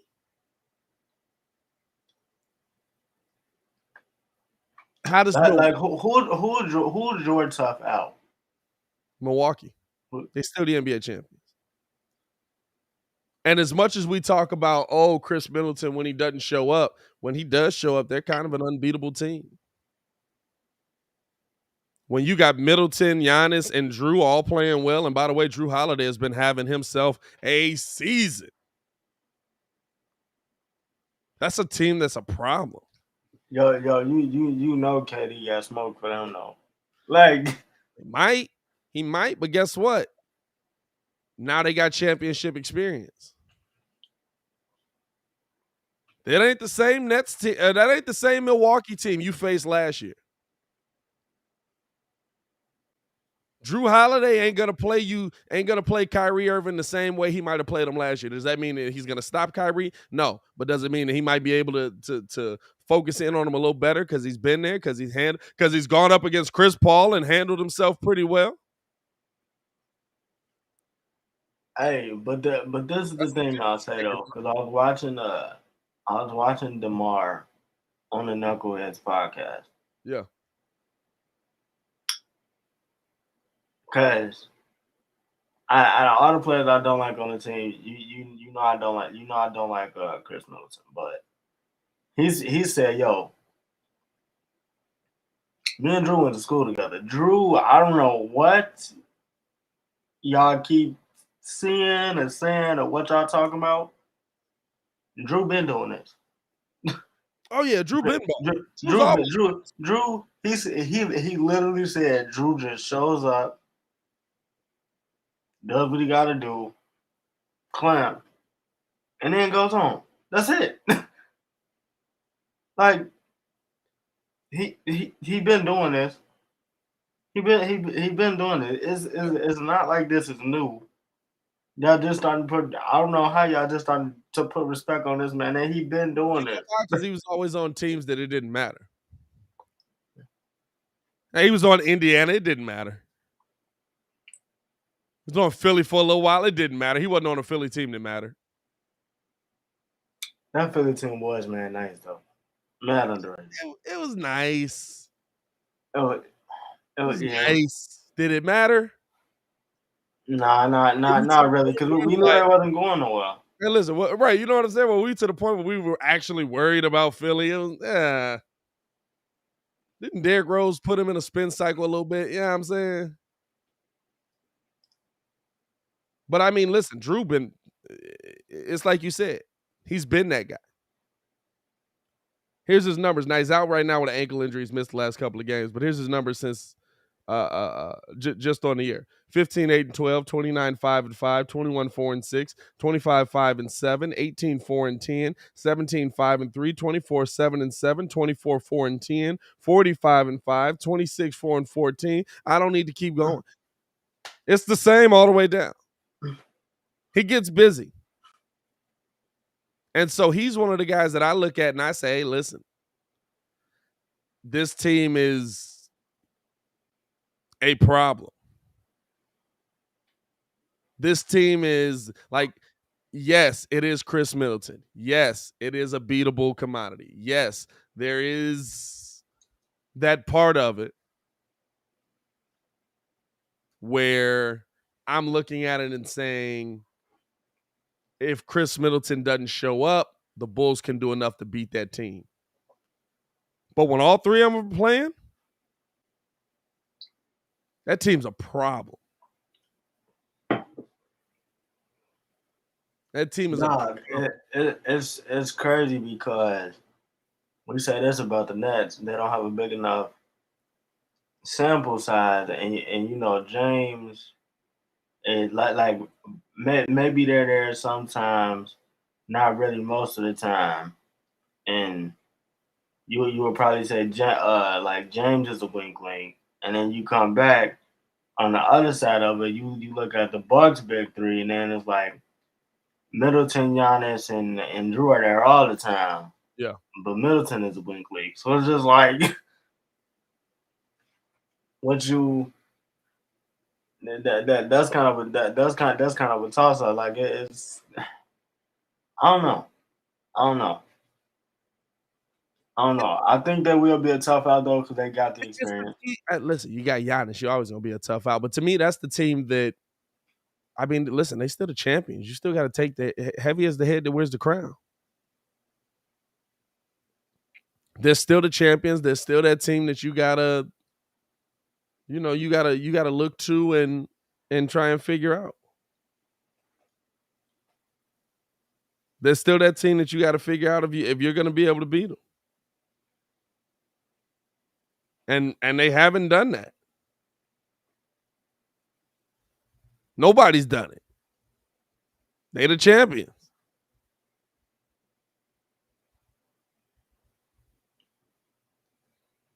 That's what it's gonna come down to at the end of the day. Can you knock off the champions? Can you get to that next level versus the champion? And the teams that we talking about that, oh my God, they scary. Milwaukee beat Phoenix, one of the scariest teams in the league. Milwaukee beat them. You know what I'm saying? Like that's how I look at it. That's the way that I see this thing. When I look at teams that I'm worried about, teams that, how this NBA is shaping out. And of course the power rankings are gonna come out. The Bulls are gonna drop because they lost to Brooklyn. Oh my God, the world is ending. It's not, I promise. Look at the head to tonight's slate of games though, man. Get into a little bit of dope or nope. I don't even know if I still got that on here. Do I? I don't. NBA wise, Golden State versus Milwaukee tonight on TNT 6:30. I'm tuning into that. You got Not to. yet. That's Definitely I'm tuning into that. Nah, yeah. I'm definitely. Wait, so is Clay playing or? As far as I can tell, Clay's playing. There's no reason he wouldn't play. Draymond is out with a calf. Wiseman is out. Drew Holiday is a game time decision with the ankle. George Hill has COVID. I didn't even know George Hill was still on this team. And then Brook Lopez is still out with the back. Yeah. And I forgot why, dog. Wiseman has not played either. Wiseman hasn't played at all, dog. What's up with him? Dog, I don't know the injury. I didn't know he could pray. He was cleared to practice before the season started. I don't know the injury. I don't know what's going on with that. Yeah. I never knew what was going on with that. But they gotta get him back. Like the weird thing with them is I feel like they're set, the pieces that they have right now, they're set up for success when Clay and stuff are like, all right, it's time for us to take a back seat. Like cut like Kuminga, Poole, when Wiseman comes back, like the sample size that he did show us, like eventually he's gonna be a problem if he stays on the court and does what he has to do, he's gonna be a problem. But I'm definitely tuning into that game tonight. It's gonna be an interesting one because listen, as much as we are lauding Steph, as much as we're talking about Steph, the weirdest stat of the year for me, Steph is shooting at 38%. Now for everybody else, that's man, what you talking about? That's a great night. That's from the field, right? No, that's from 3. Hey, again. From the field, he's shooting 42%, which is a career low for him. Again, Aaron Rodgers. Hey, man. Some of y'all saw his best shooting years. Some of y'all stars. I started to see y'all. Man's dog. 38%. We act like that's low for. It's not. It's not low at all. It's not low. It's low for him. It's low for him. It's ridiculous. But he is shooting 42% from the field. And that's low. Oh man. It is. I mean, I do feel like that's gonna come back up a little. It's just like, what's Stephen Curry do? Shoot. I'm pulling that.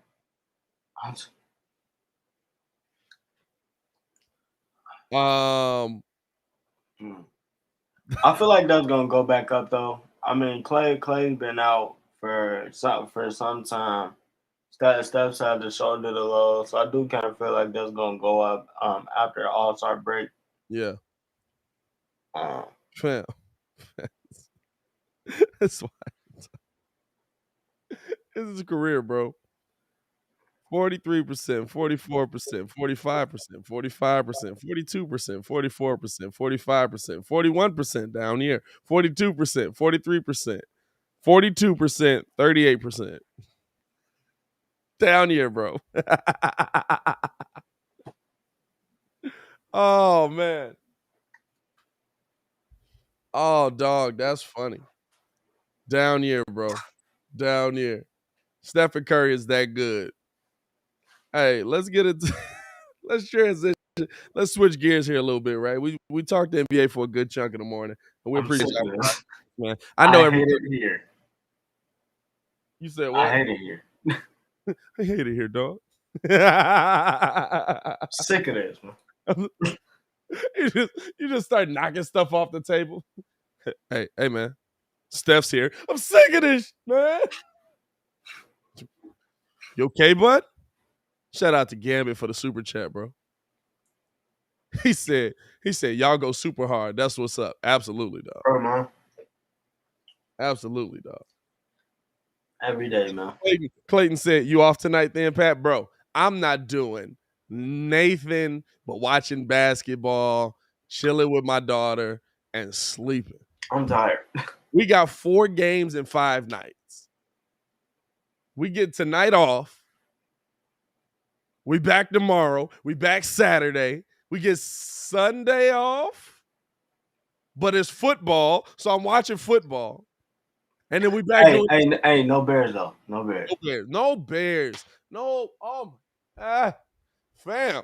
That's it's so sad. It pisses me off. I'm so happy there's no Bears. It pisses me off that I'm happy. I literally thought about that while we were doing this show like 10 minutes ago. I'm just like, man, because I was pulling something up and my symbol account popped up. And I was like, oh, man, I got to hit them up. I don't have to do a read anymore because we don't have no Bears games. And then it's like it hit me, and it was just like, yeah, we don't have no more Bears games. Oh, that's nice. Oh, that's nice. You know what I'm saying? Like, I'm pissed that I'm that way now. I can relax. Look what you've done to me, Chicago. Shout out to you, Gambit. He said, thankful I found your YouTube. I appreciate that, bro.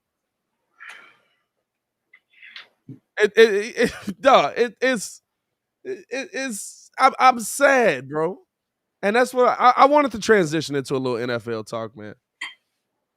Just breaking down who is the favorites for each team. Who's the coaching favorites for each of these teams?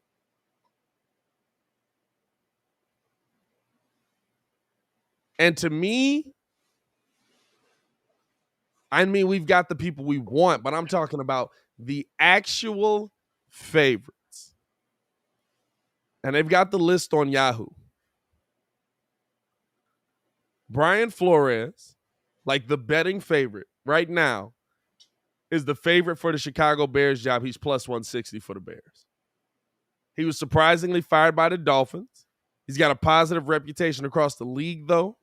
There's a lot of speculation that Flores was pissed that he had Tua. Is Flores a bigger fan of Justin Fields? Is Flores a bigger fan of what Justin brings to the table? Do you like him in a Bulls jersey or in a Bears jersey?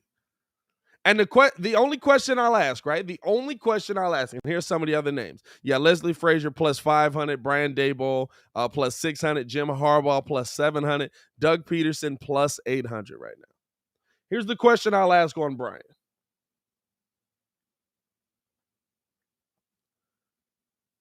As much as we talk about the 8-game win. What they finish the season? 8-1, right? 8-1. They finished the season. You have to also talk about the fact that they went 1-8. They went 8-1 to finish the season. They beat a lot of weak teams.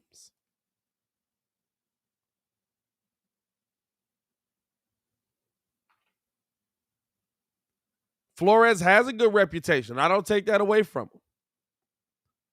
Flores has a couple winning records, has a good record versus one of the best in the game in Bill Belichick. But are you sold on Flores as the head coach of the Chicago Bears with this team?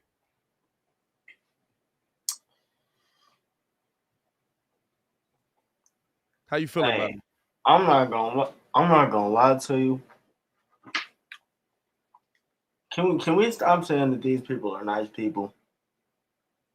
Like that they're nice people? Yeah, I mean, cause they'll be like, "Yo, Leonard Flores is a nice guy.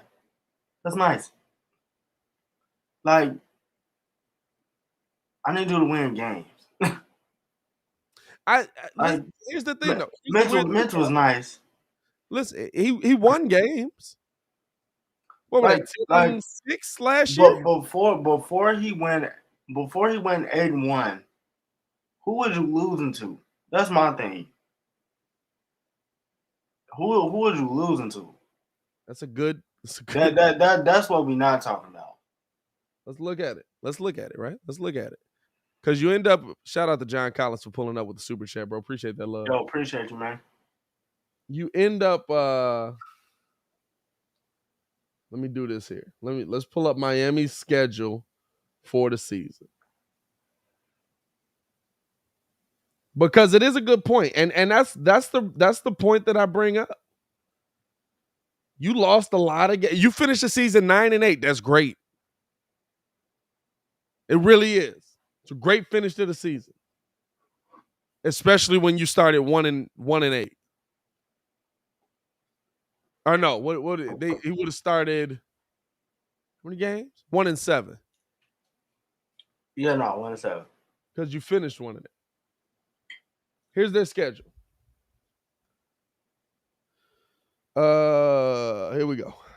Week 1 versus the Patriots, win 1-0. Did something the Giants haven't done in 5 years. That's wild to me. That's the most wild stat I've ever heard. And then John Mara winning record in 5 years. John Mara comes out and is like, I'm disappointed about what I've seen the last couple of years.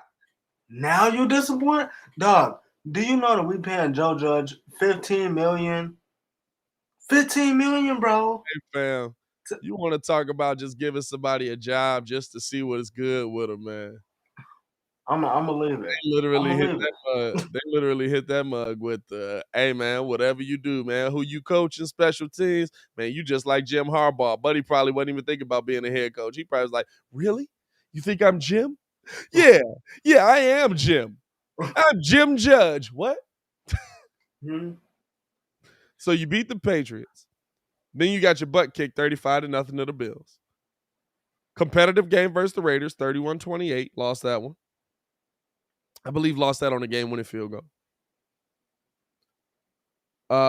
Lost to the Colts, 27-17. Got your butt kicked by the Buccaneers, 45-17. Lost to the Jaguars, 23-20. Lost to the Falcons, 30-28. Lost to the Bills, 26-11. Beat the Texans, 17-9. Beat the Ravens, 22-10. Beat the Jets 24-17. Beat the Panthers 33-10. Beat the Giants 20-9. Beat the Jets again 31-24. Beat the Saints 20-3. Lost to the Titans 34-3. Titans best team in the AFC. Beat the Patriots 33-24. So when you look at that, when you look at how the records lay out, I don't want it. Tua was out a couple of weeks. Jalen Waddle, I believe, was out a couple weeks this year. By the way, shout out to him for breaking the rookie receptions record. Yeah, Mug's ridiculous. Dog, them Alabama receivers is different. What's up with that? Quarterback's trash, though. Is there? I'll make you look good, Mac. Don't forget it. Is there? Like, I look at Brian Flores, right?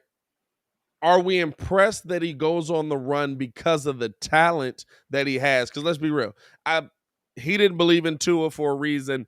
I don't believe Tua's going to be a good quarterback. I think Tua's going to be middle of the pack. Nice dude, dotting it up every now and then. I think Tua is a very Baker Mayfield kind of player.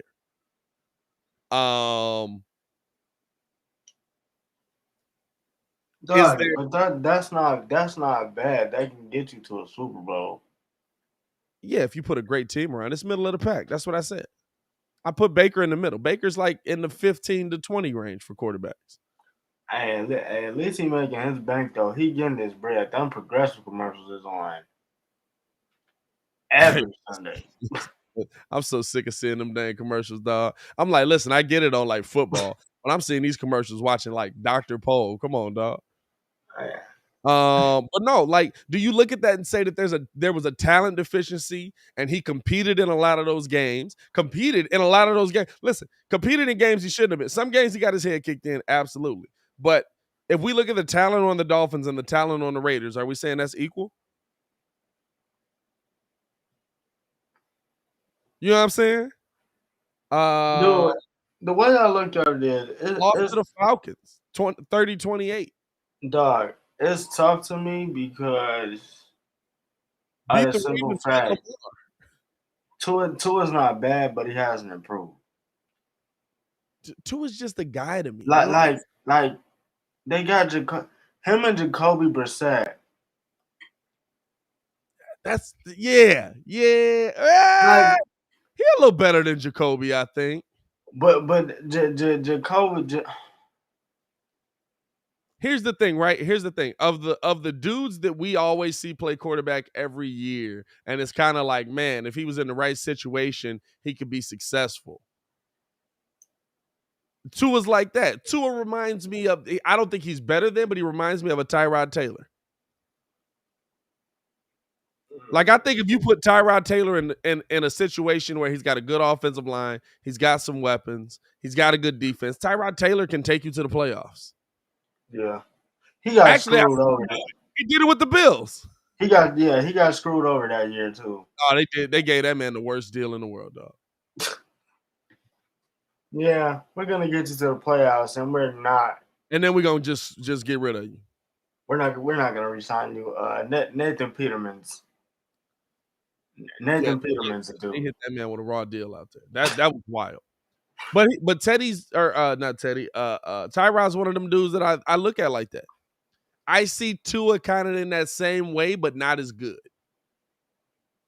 Yeah. You know what I'm saying? Like, which one? Tua, good run game, good O-line, good weapons. I think Tua can be successful. I don't think Tua's the quarterback of your future. I think, but Justin, I think is way better than Tua.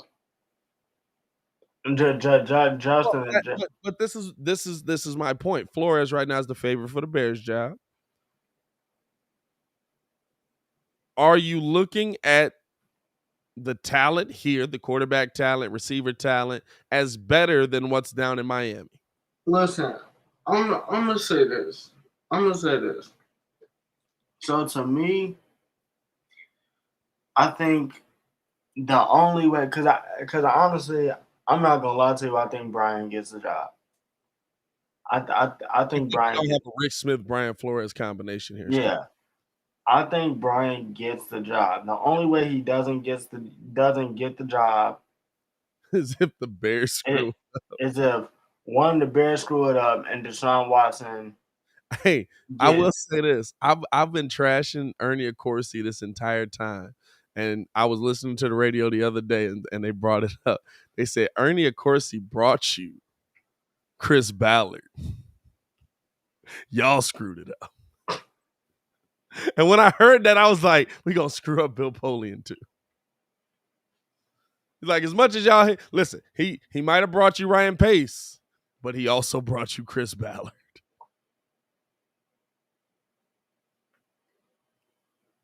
Dang, dog, that coffee hitting for you, ain't it? Yep, sure is. Damn, you went hard right there. What you got, the vodka in that joint? Little Irish coffee in the morning, little J-Mo in that joint? Hey, man, listen, man. I come on. Hey, on a Friday, I'm gonna come in here. We're gonna do a little, we're gonna have a fun Friday one day where we start a little day drinking. 6 o'clock in the morning, day drink. Hey. That's too early. Dilly dilly. Dilly dilly, my boy. Hey, man.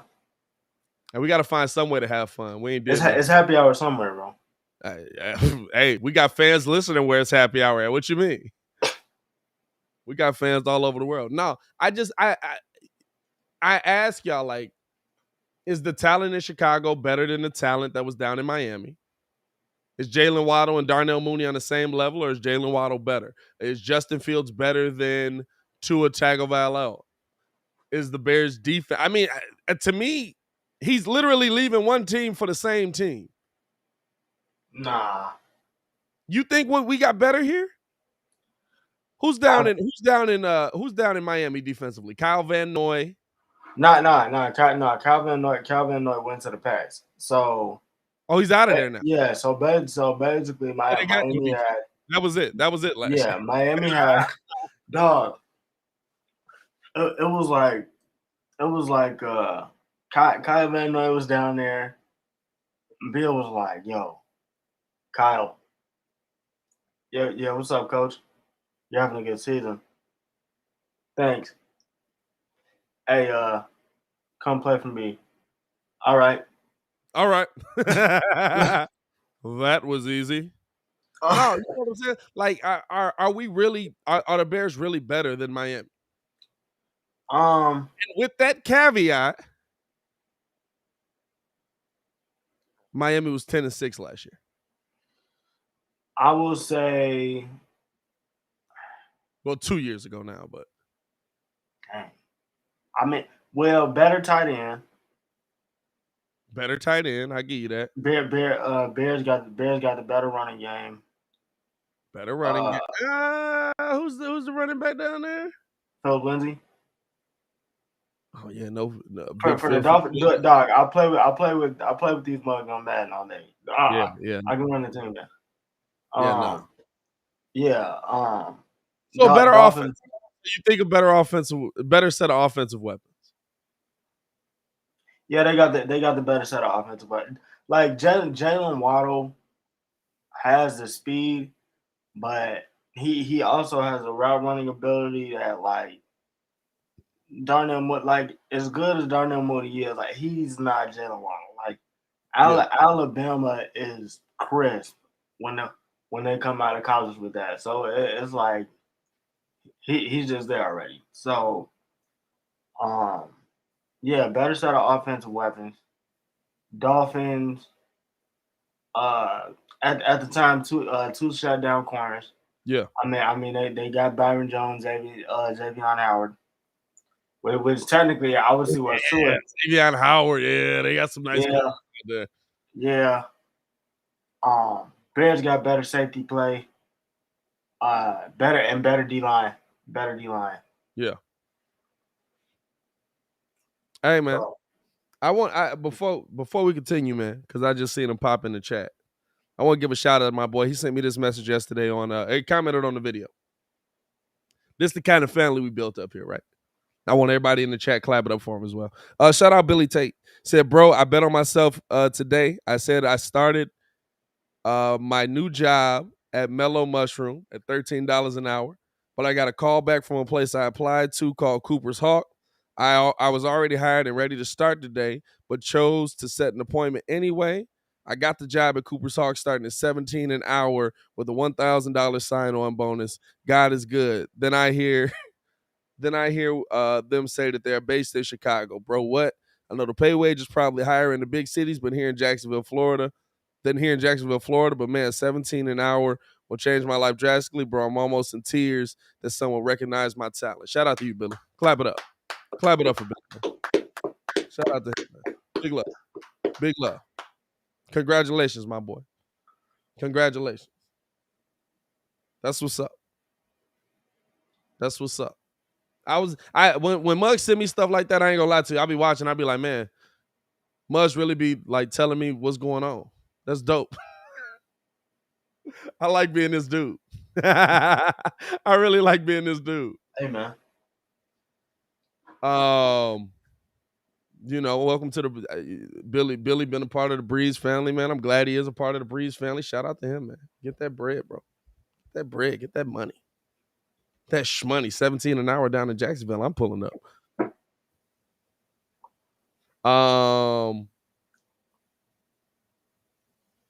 No, interesting though, right? Interesting. Lot of names. I mean, for the Bears, it's is he the best of the bunch? Leslie Frazier, Brian Daboll, Jim Harbaugh, Doug Peterson are also among the odds. Is he the best of that bunch? Is Brian Daboll the best of that bunch? I would say yeah, because it's the dog. Brian Flores is like that dog. I don't care if he went 8-1. That's inconsistent. 1-8 is the scary part, right? We've been there. That 1-8 is inconsistency. Is he Matt Nagy? Like, or 1-7? I keep saying 1-8. 1-7. I can't risk it. I can't risk it. I'm dead set. I cannot risk it. Like I'm not doing that. So who you going with? You going with Daboll? I gotta go Daboll. I said it once. I hate to say it again, and I'll stand by it. Yeah. He is going to make Justin use all of his tools. Like, yeah, you see what he's doing with Josh Allen. Like, you see what he's doing with Josh Allen now. But it's not about. Listen, I love having him as an offensive coordinator. The question is, can he run a team? At a minimum, I do know that Brian Flores can run a team. Sure. And he can run a team to winning records. Okay. So let me ask you that. You know what I'm saying? Like, I don't know. Let's forget. Let's just forget GM for a minute. Yeah. Who's your head coach? Who's your OC? Who's my head coach? Who's my OC? Yeah. Who's your head coach? Who's your OC?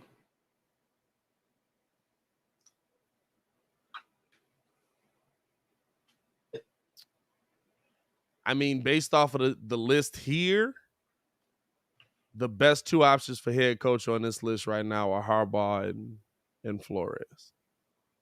Because I want somebody that's done it before.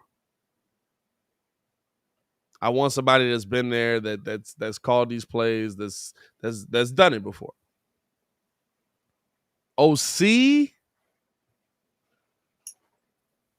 I don't know what coordinators they've been associated with minus Harbaugh, but I don't think Jim's gonna pull Greg Roman away from John. Like, Jim Harbaugh as much as we can say, Jim Harbaugh built a really good staff. A really, really, really good staff.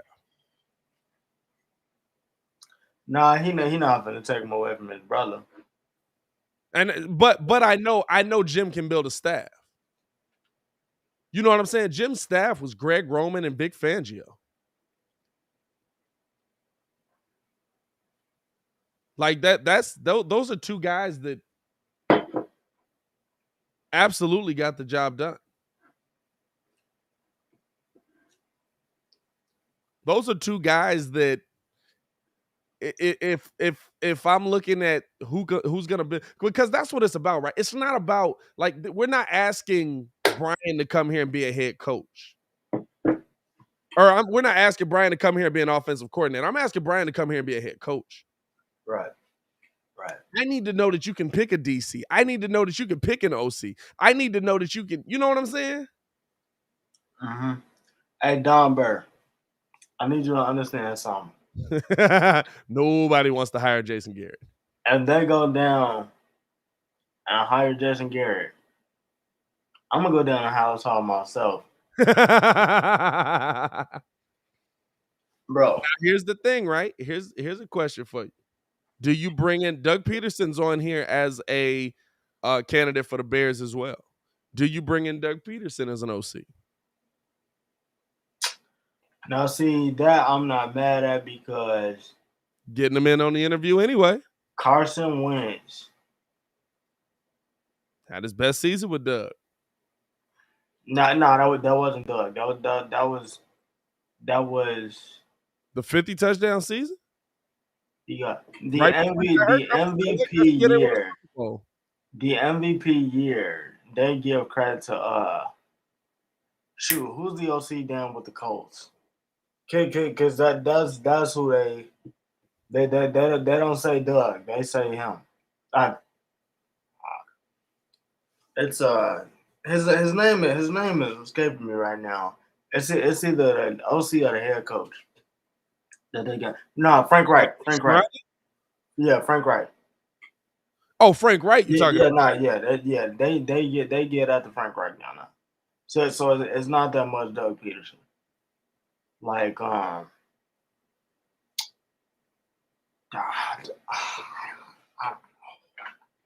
don't know. I don't know.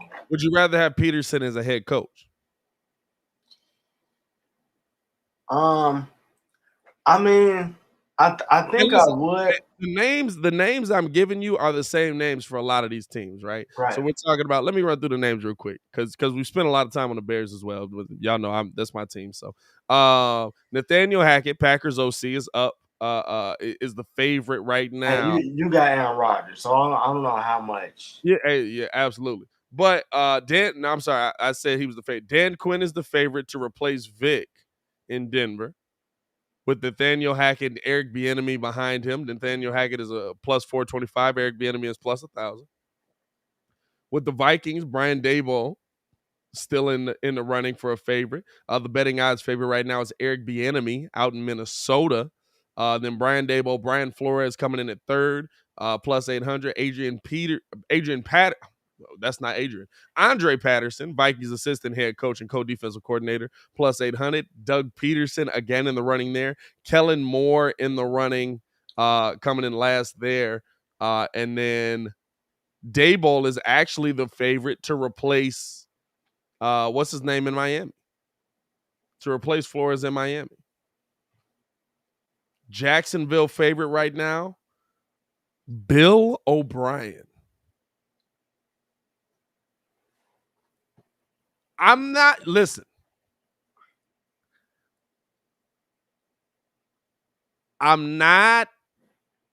mad at the Bill O'Brien name for head coach. Do not let him be GM. Hire a GM. What Bill O'Brien do? He just traded Tua. Or he just traded Trevor Lawrence. For who? Left tackle. What? I need y'all. I want y'all to understand this. If that hire happens, Trevor Lawrence is not trash. Hey, it's like that one video where it said if players were honest, like, I'm a good coach. These guys just suck. Like Trevor Lawrence is not trash. So Bill is horrible. So here's the interesting thing, right? So when it comes to the Giants, y'all such a dumpster fire. It just said it might have. We need everything. Bro, it's so sad. It said Dave Gettleman retired on Monday, which means the Giants are currently without a GM as well. And it seems like the organization is focused on filling that void, so it hasn't requested any head coaching interviews. So y'all not even trying to talk to nobody yet. Which, you know what, I'm not mad at, but you might miss out on some names here. It says as far as right now, Brian Daboll could be a favorite for you. Doug Peterson could come in second. I think Doug Peterson in New York makes sense. Dog.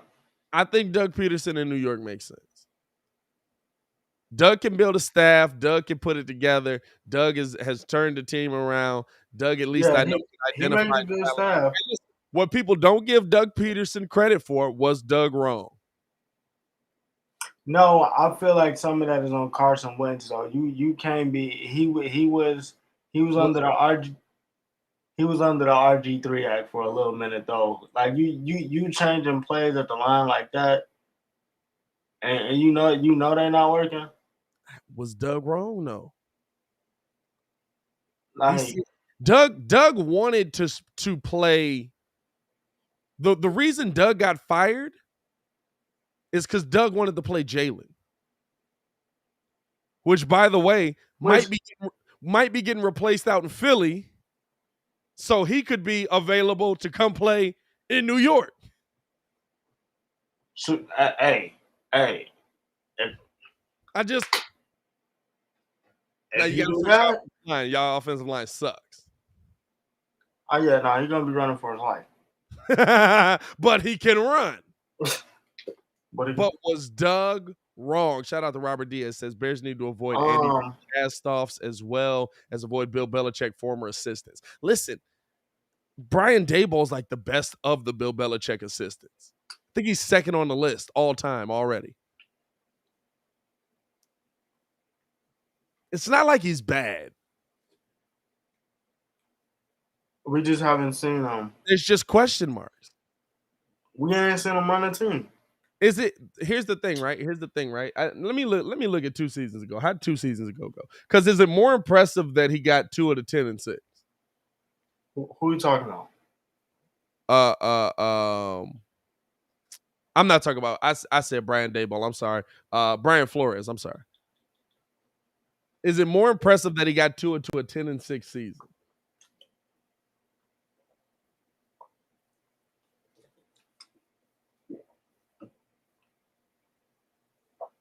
Or is this year more indicative of what he really is?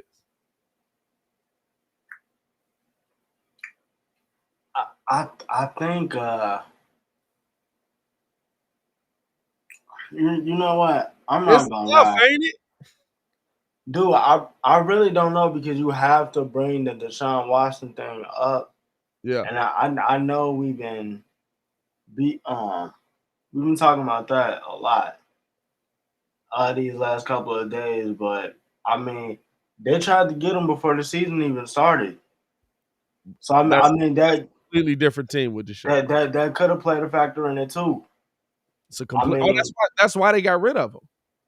That's the reason they got rid of him. We know that. They dropped that story already. There was a rift. The GM believes in Tua, and Brian does not. Hey, but at the end of the day, like, let's be honest. I'm standing with Brian because it's like at the end of the day, okay, Tua is solid. I don't believe in Tua either.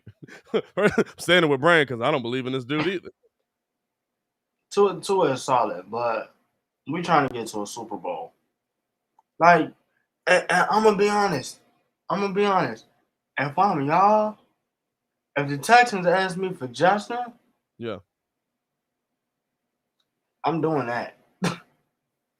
Yeah, I'm doing that. Deshaun Watson? Like, Deshaun Watson. Now, here's the thing, right? I think that's the part you have to find out, and that's the part I didn't like. You heard George in there, just like, you know, if the coach doesn't like the quarterback, does that take him off the table? And George is, well, I'm not going to get into hypotheticals with you, and if you know, if we look at this, that means yes. No, it was just dumb. It was like, fam, that's not a hypothetical. That's a real life question. Like, if the coach don't like the quarterback, does that take his name out of the candidacy? By the way, can we also talk about how George got roasted in the press conference, and nobody's talking about that enough? Because that man, Hey, David you Hall was can't on tell me he don't look like you can't tell me that mug don't look like Boma's pops. who? McCaskey. Looks like Boma's pops? Boma. Oh, yeah, a little bit. Yeah, I Boma's- give you that one. Bro. I was thinking Chi-Chi for a minute. We went anime on y'all. I was thinking Chi-Chi for a minute. No, Boma's pops, yeah, I give you that one. That's pretty good. That mug look like Boma's pops, bro. He ain't as smart. That's the problem right there. So this is how. So you're saying Olin lied? You're saying he's lying? I ain't calling you a truther.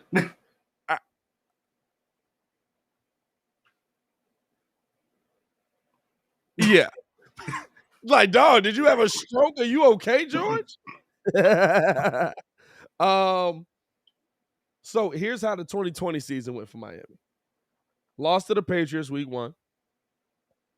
They got the scores on here. I don't see the scores.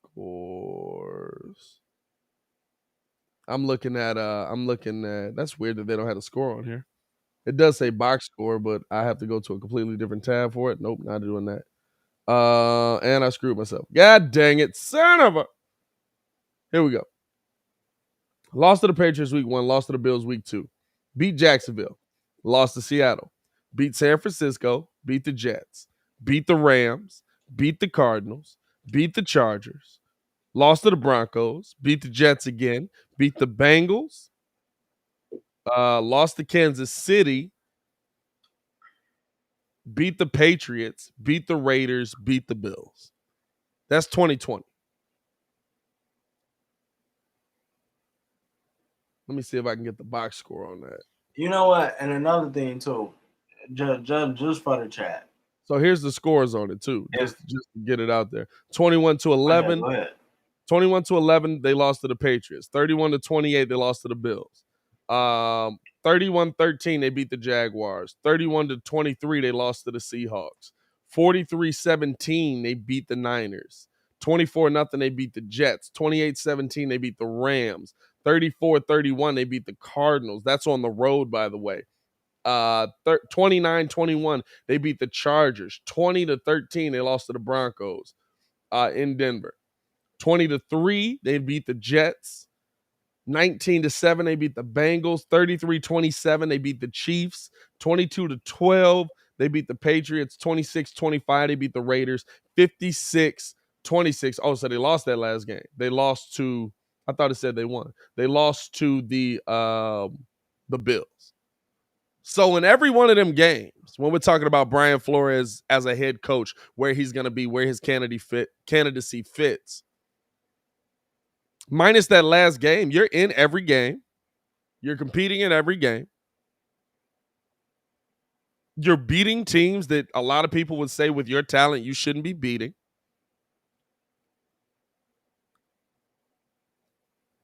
Is 2020 completely different from 2021? Is it because you lost Tua for a little bit of time? Is it because that rift came in? Because you were trying to trade Tua? You know what I'm saying? I mean, like but even then, you can say that this was happening before the ref. So again, I don't know. But that's what I'm saying though. Like it's before you trying to get rid of them. All of a sudden you trying to get rid of them. Now the owner and the GM are having an issue, which causes a rift down on the team. You know what I'm saying? Like there's a lot of things that could have went into why they're 9-8. But I'm trying to look at everything you see. I'm trying to look at all the teams you played, how they beat them. Listen, they talking about right now on ESPN, are the Cardinals a Super Bowl contender? You handled them 34-31. You know what I'm saying? So it's like, I don't know. Flores is an interesting candidate for me, man. Flores is an interesting candidate for me. there's a lot of interesting candidates coming into this season for me. So, finish it off on something lighthearted, man. We got about 30 minutes left in this joint. About 35. Who is the team that you like most in the playoffs? And I'm not talking about to win the Super Bowl. I'm talking about that team that's just likable, that team that you just want to see, that team you want to see win. Who's that team? Who's that team that you just like, man, they probably not going to do this, but man, I would love to see them get there, dog. I just like that team.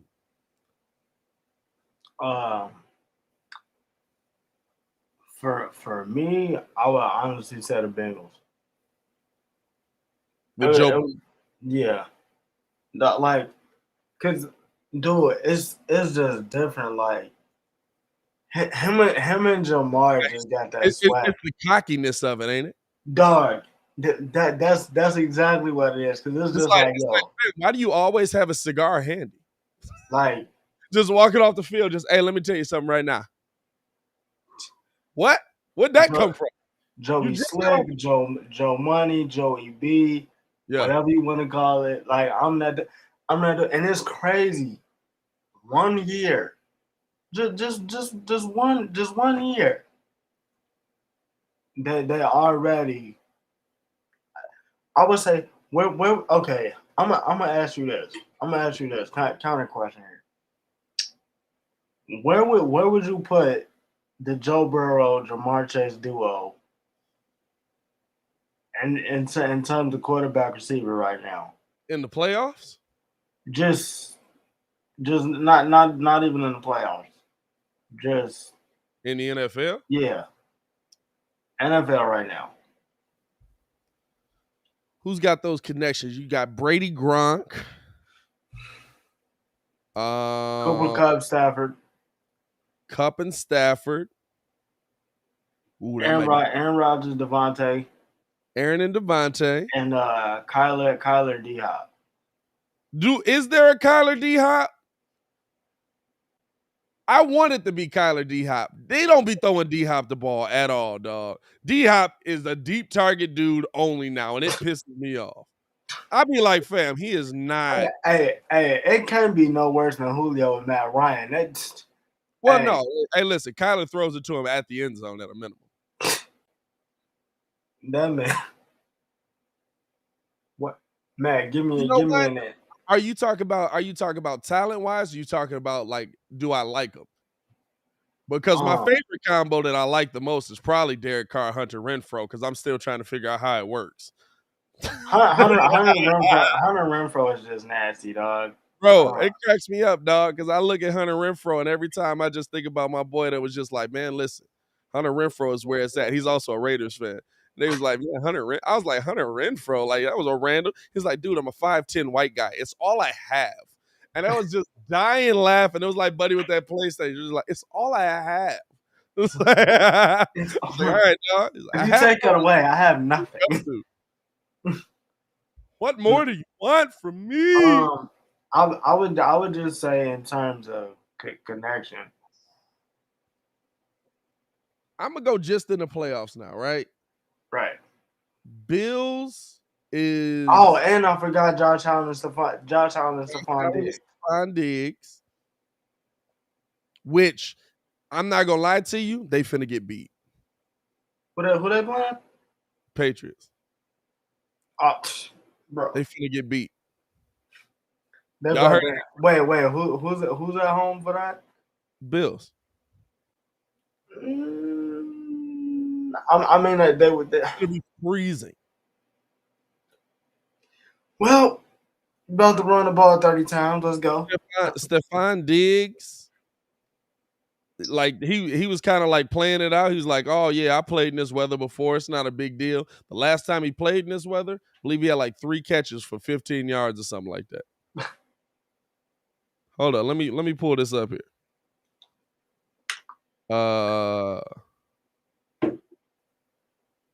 I'm trying to see what the weather's supposed to be tomorrow. So at kickoff, and Patrick Mahomes and Tyreek Hill. Or Patrick Mahomes and Travis That's Kelce. it tomorrow. Tweaking.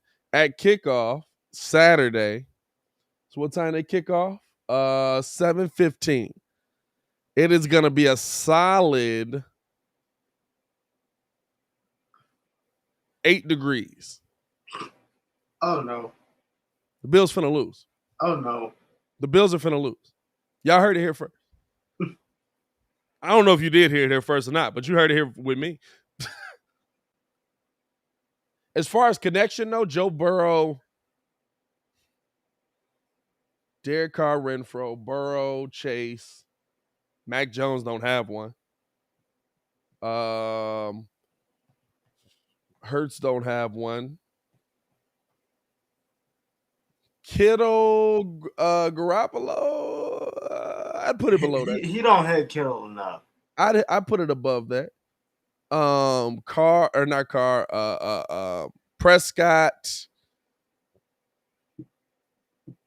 Anybody? Cooper? I'd probably put it above that because I think Dak spreads it out better. Tyreek Hill and Patrick Mahomes. Pat Mahomes. Or Pat Mahomes and Travis Kelce.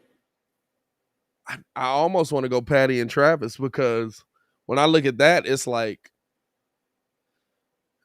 at least Travis been catching it. Like Tyreek be dropping that mug. So number 1, I'd probably go Cup Stafford. 2, I would go Gronk and Brady because I've watched that work for 20 years. 3, I'm probably going Chase and Burrow.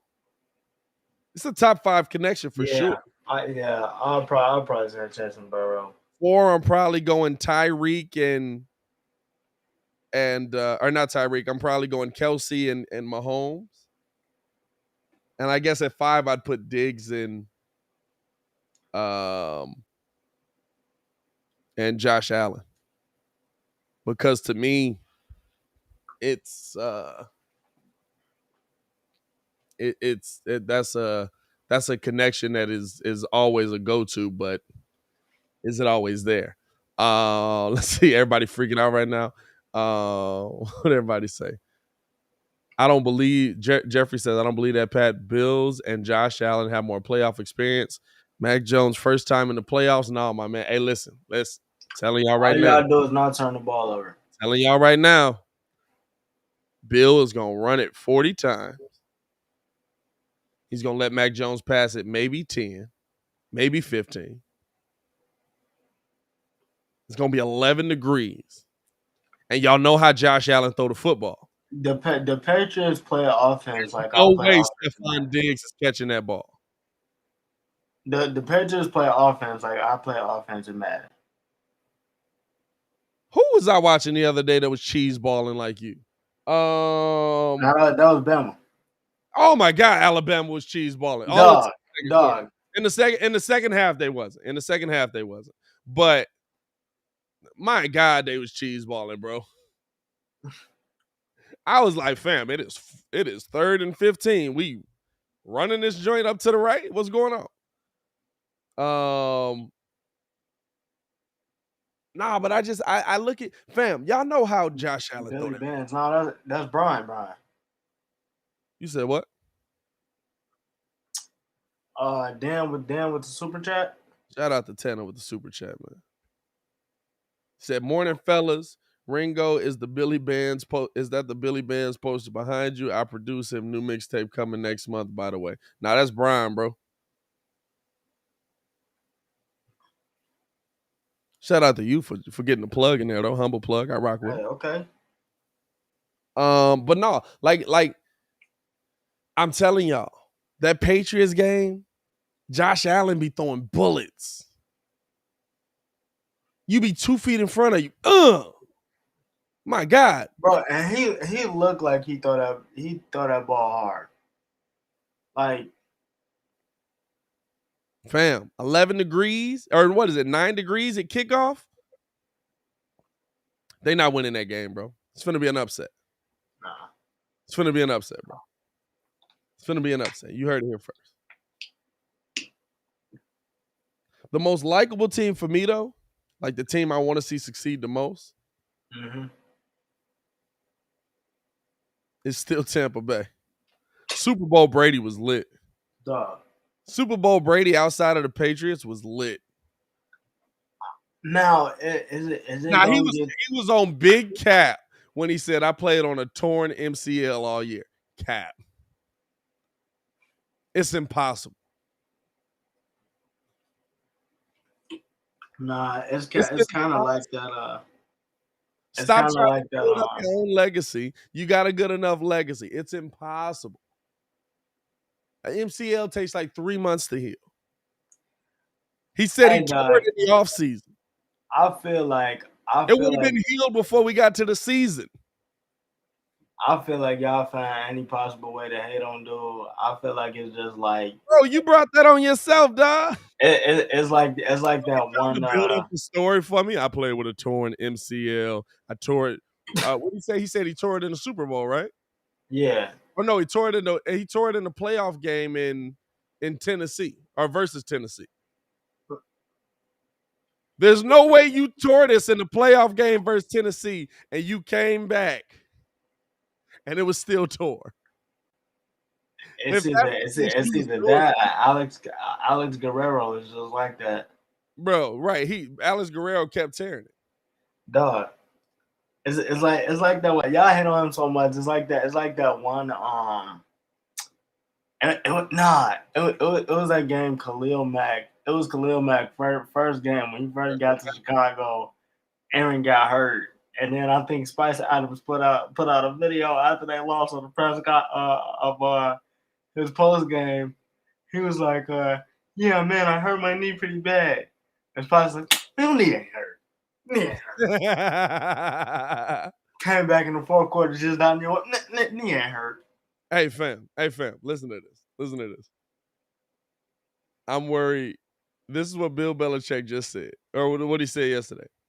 They said the Patriots have practiced for bad weather. I'm more worried about the Bills than the weather. The Patriots are winning this game. And what you expect them to say? That's typical Bill. He got these bugs out there legitimately. Hey, get out there. It's cold. Take your shirt off. No socks. Practice. Dog, honestly, if they make it to the Super Bowl, would you be surprised? The Patriots? Yeah. I picked them to get there. I'm not picking against Bill. Dog. You will never see me pick against Bill. Nah, I'm just not picking against Brady. I'm not picking against him either. I'm just not picking against Brady. That's the Super Bowl, Bill versus Brady. Like that was a missed field goal away from beating Tampa, dog. I'm absolutely picking them both to get to the Super Bowl. I'm telling y'all, Bill can be not coaching for like 20 years. Brady can be dead for 2 years. It's still Bill versus Brady. I'm still picking them for the Super Bowl. I picked Bill for the Super Bowl last year. I was just like, he probably gonna get the most out of Cam Newton. You know why? That's what Bill does.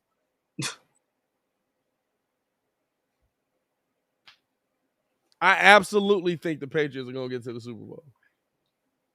I'm not like, it wouldn't even surprise me. I would just look at that would be one of them where I would just look at everybody else and be like, why y'all keep doing this to yourself? Why y'all keep picking against Bill? You know what I do? I take the favorites. I take listen, if I bet against, if I was gonna be a betting man and I bet on Bill Belichick my entire career, you'll be rich right now. I'd be pretty, I wouldn't be rich because he was a favorite a lot of times, but I'd be doing pretty good.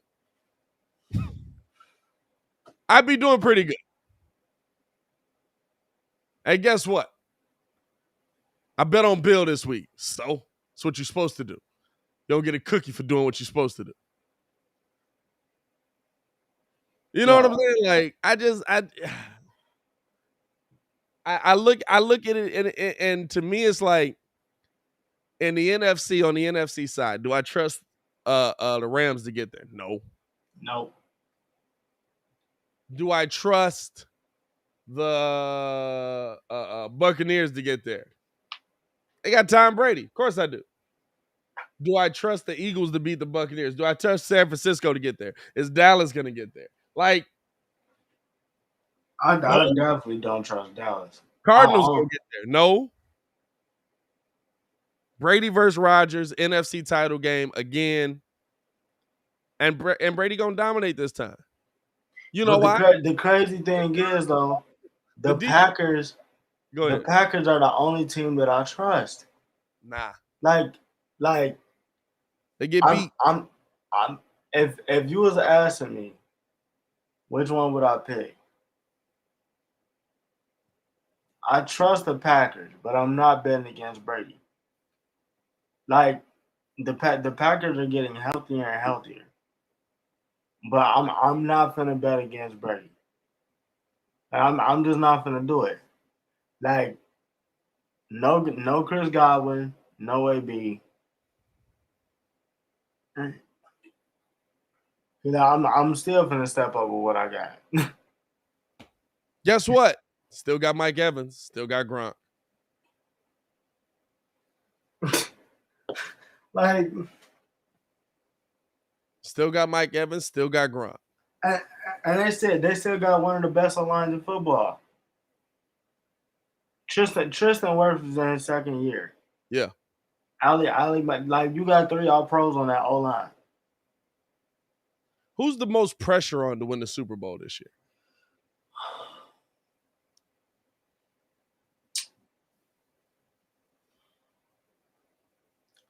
Honestly, I feel like it's Aaron.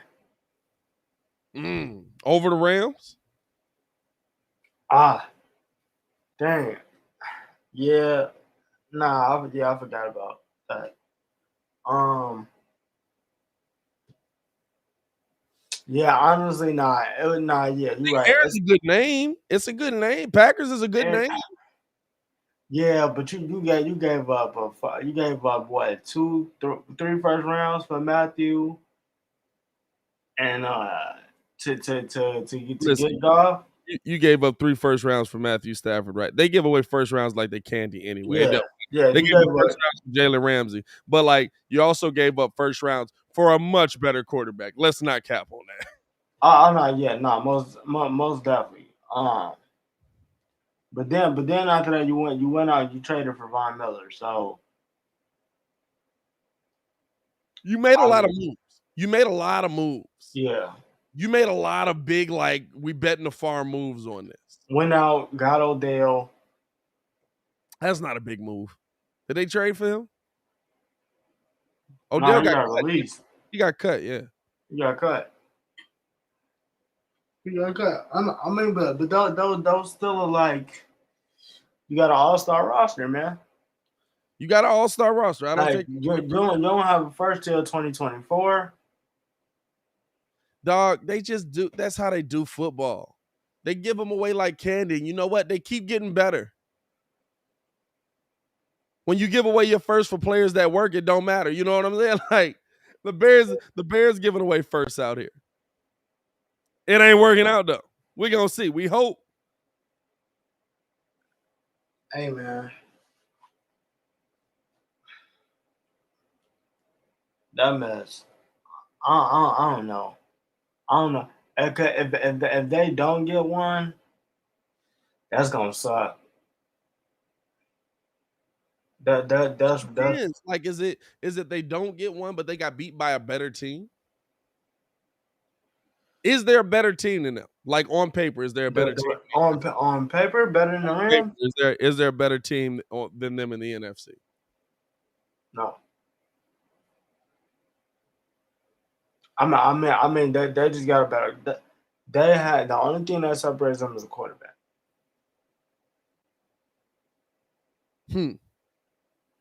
Tom Brady's better than Matthew Stafford. Yeah. Aaron Rodgers is better than Matthew Stafford. Aaron Rodgers is better than Matthew Stafford. A big difference, though. You know what I'm saying? Because let's be honest, right? The things the Rams do well Nah, minus versus Tampa. If you get pressure on Brady, that's different. But the things the Rams do well defensively, if you lose to Aaron Rodgers can pick them apart. We know that. If you lose it, the things that they do well defensively, we know Aaron Rodgers can absolutely come out and say, "Oh, okay, you guys are gonna play all your DBs back and just try to keep me from passing the ball." First off, I got this dude back here that already throws for 1,000 yards, or that already rushes for 1,000 yards. But also, hey, listen, I don't care how many DBs you drop back. I don't know if y'all noticed, I'm the best in the game. Doop, doop, doop, doop, doop, down the field touchdown. And A.J. Dillon has been getting a lot of tick as well. A.J. Dillon getting a lot of tick. So now I got two dudes back here that's running the ball like crazy. My offensive line is getting back healthy. I think Bakhtiari is supposed to be back for the playoffs. Bakhtiari just played. Yeah. You still got Randall Cobb, who's been his A1 day one since. Yep. Since forever. Like they just I don't know. No, the only thing that killed me about the Rams, you have 3 prime running backs. Yeah. And you don't use them. Like, well, what's his name got hurt just now, didn't he? Who? Because I know Akers came back. Cam Akers just came back, but yeah, he came back. You got Sonny Michel, you got Darrell Henderson. Didn't Henderson just get hurt? I thought Henderson just got hurt. He might have did. I didn't see the game. I didn't watch the game, so I know you got Akers back. Yeah. They got Akers back. You got you got Calisius. The things that they do well, the things that they can do to put the ball on the field, the things that the pack, like you put pressure on Aaron Rodgers, all he's gonna do is step into the pressure and deliver it. Yeah, Michelle and Henderson are hurt. You know what I'm saying? Like the things that okay, Von Miller's coming. Like it's gonna have to be Aaron Donald's coming up the middle, Von Miller's coming off of the edge, and they both get there at the same time. The Packers' offensive line is gonna have to play atrocious. But then the thing is, their fill-ins have done a great job. Like the backups have done a great job. Yeah. Like for Bakhtiari to be out for that long and them to not really lose like that, like that's a tremendous testament. Like they have not really like they bring out old linemen like freaking Alabama brings out wide receivers. This is the thing right now, because you gotta watch the game too. It wasn't pretty. They just kept winning. Like it was just Aaron is that good. Hey, look, I'm gonna step up. I'm gonna move over here. Up, got to take off a little bit. Running to the right, throwing it left. Guess what? Tutty, don't matter. And then the scary thing is too. Aaron comes out yesterday and says, "Yeah, Tua's 100% by next week."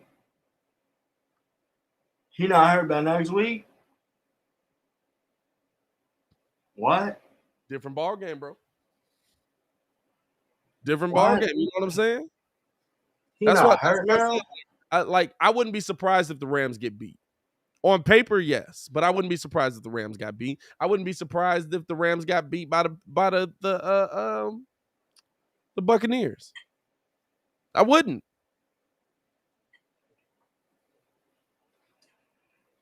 I wouldn't be surprised. Like I'm not like I'm telling y'all right now, I'm not gonna be surprised when the Bills lose. The Bills are gonna lose.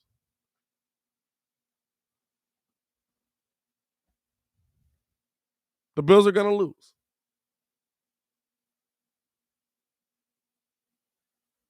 I think we lost Steph there for a second. It's gonna be a hard fought game. It's gonna be a hard fought game, but the Bills are gonna lose. Now I look at that AFC. I look at the teams that are matching up there. Listen,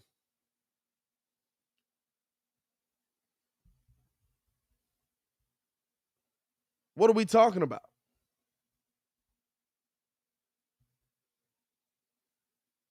Is it gonna be KC over everybody?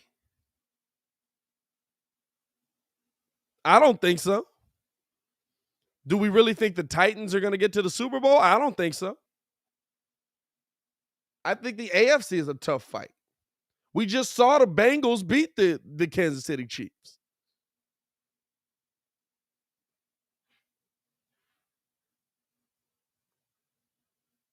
Do the Bengals get through Vegas? Does Vegas then get through Kansas? You know what I'm saying? This is going to be a fun playoffs at a minimum. That's the one thing we do know. This is going to be a fun playoffs at a minimum. Chicago Guards said people sleeping on Tennessee. I'm not sleeping on them, but this is the thing, right? I know the game plan Bill Belichick because I believe if they beat the Bills, the Patriots will play. If they beat the Bills, the Patriots will play the Titans. I know how Bill Belichick is going to call it. Play back. Let him run. Let Derrick Henry get 300 yards. Let him get 3 touchdowns. Let him have a career day on the ground. But you know what they're going to do? Because you're playing in Tennessee. So you're going from the freezing cold weather to, is Tennessee a dome? Tennessee's got a dome, right?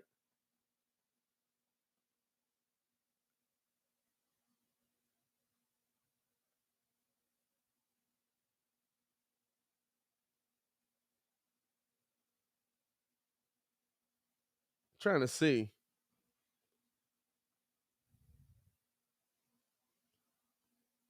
But you know what I'm saying? He'll let Derrick Henry run all day.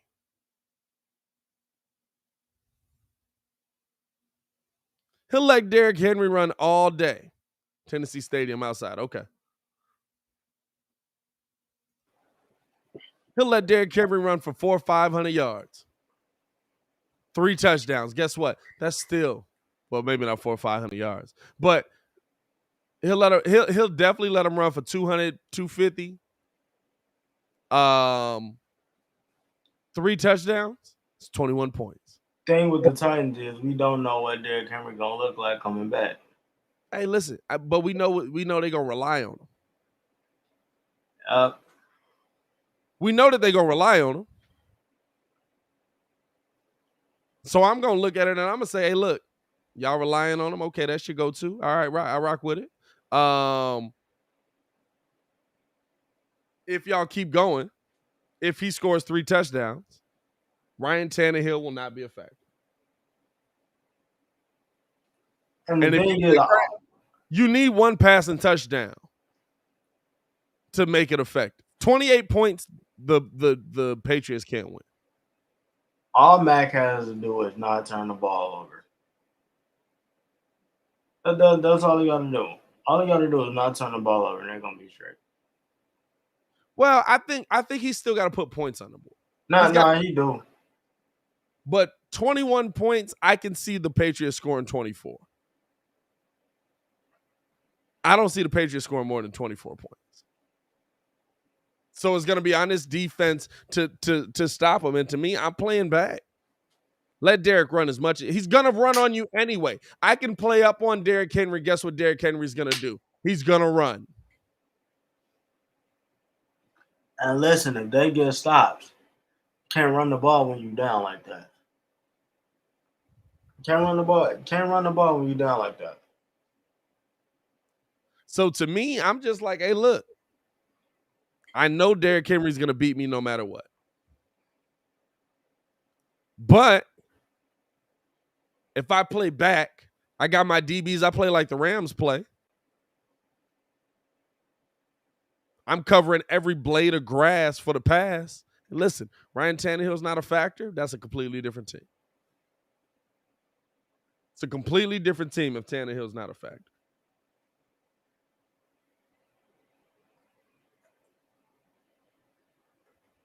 My thing is he gonna be able to use his legs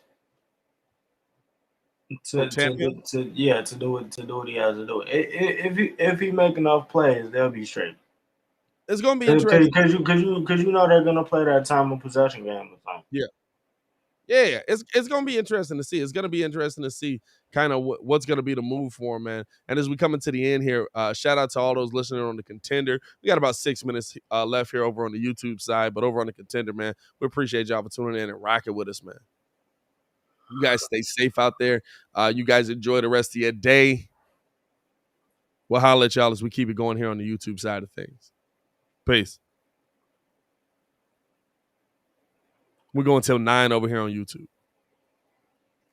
But no, I look at what the Patriots bring to the table in a game like that, because I got the Patriots beating the Bills. So to me now it's Patriots and Tennessee. Like Bill Belichick's done that game plan.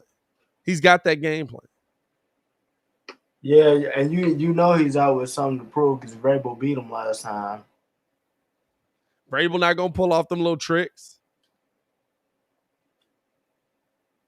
You're not finna hit me with the tricks I taught you, dog. Stop playing. Who do you think you are? Now, I will say, out of all his disciples, he's learned the best from Bill. I'll say that. He's learned the best from Bill. Yeah, Vrabel's probably the best. Is Vrabel and Flores? That's pretty. You beat Bill 4 times, dog. Who? Brian. Oh, Flores, yeah. Yeah, he be beating Bill. He got Bill's number, which is weird. He got Bill's number. Now, granted, right? So everybody always say that, oh, you beat Bill Belichick. He's got a 4-2 record versus Cam Newton. You know what I'm saying? Last season, Cam Newton. Okay, 2 wins on Cam, but he got 2 wins on Mac. No, they split this year, didn't they? Nah. Did he sweep Mac? I thought you said they beat Mac. I might have. I don't remember what I said. You definitely said they beat Mac. Let's see. I know they beat him once. They did beat him one time. They beat him at the end of the season. Yeah. They beat him the last game of the season. And Mac played the whole game. 261, 1 touchdown, 1 interception. Let's see here. Hold up. That's not what I'm looking for. Go back. God dang it. Son of a. I'm tired. Flips table. I really am tired, dog. Last night drained the mess out of me. It was just exhausting, bro. So they beat him at the end of the season. They beat him at the beginning of the season. Beat him twice. So you beat Cam twice. You beat Mac twice. We. You know what though? The last win versus Mac, I'm impressed by, because at this point, Mac Jones has played a full season. He knows the system. He knows what he's doing in there. He's got an understanding of the guys he's with. Beginning of the season. The one credit I can give Mac is that he hasn't really had that rookie game. Yeah. Like, he hasn't really had that, man. I threw 3 picks and was trash. Like, no, Bill's done a great job insulating. Like, even when he played that Colts game and Mac threw the 2 picks, he came right back with 2 touchdowns. Yeah. So, no, Bill's done a great job insulating him, kind of, man. He's the master. He's the Zen master. He's that guy. What's his name? That guy. Now, he do got a 3-pick day, though. I'm not going to lie to you. Versus the Saints. 270, 1 touchdown, 3 interceptions. Lost 28-13. Chicago Garza says, hot take, Cowboys smash the 49ers. I don't think that's a hot take. I don't think they do it. I think the team on upset alert, and if you picking the Bills, I'm definitely picking the Cowboys.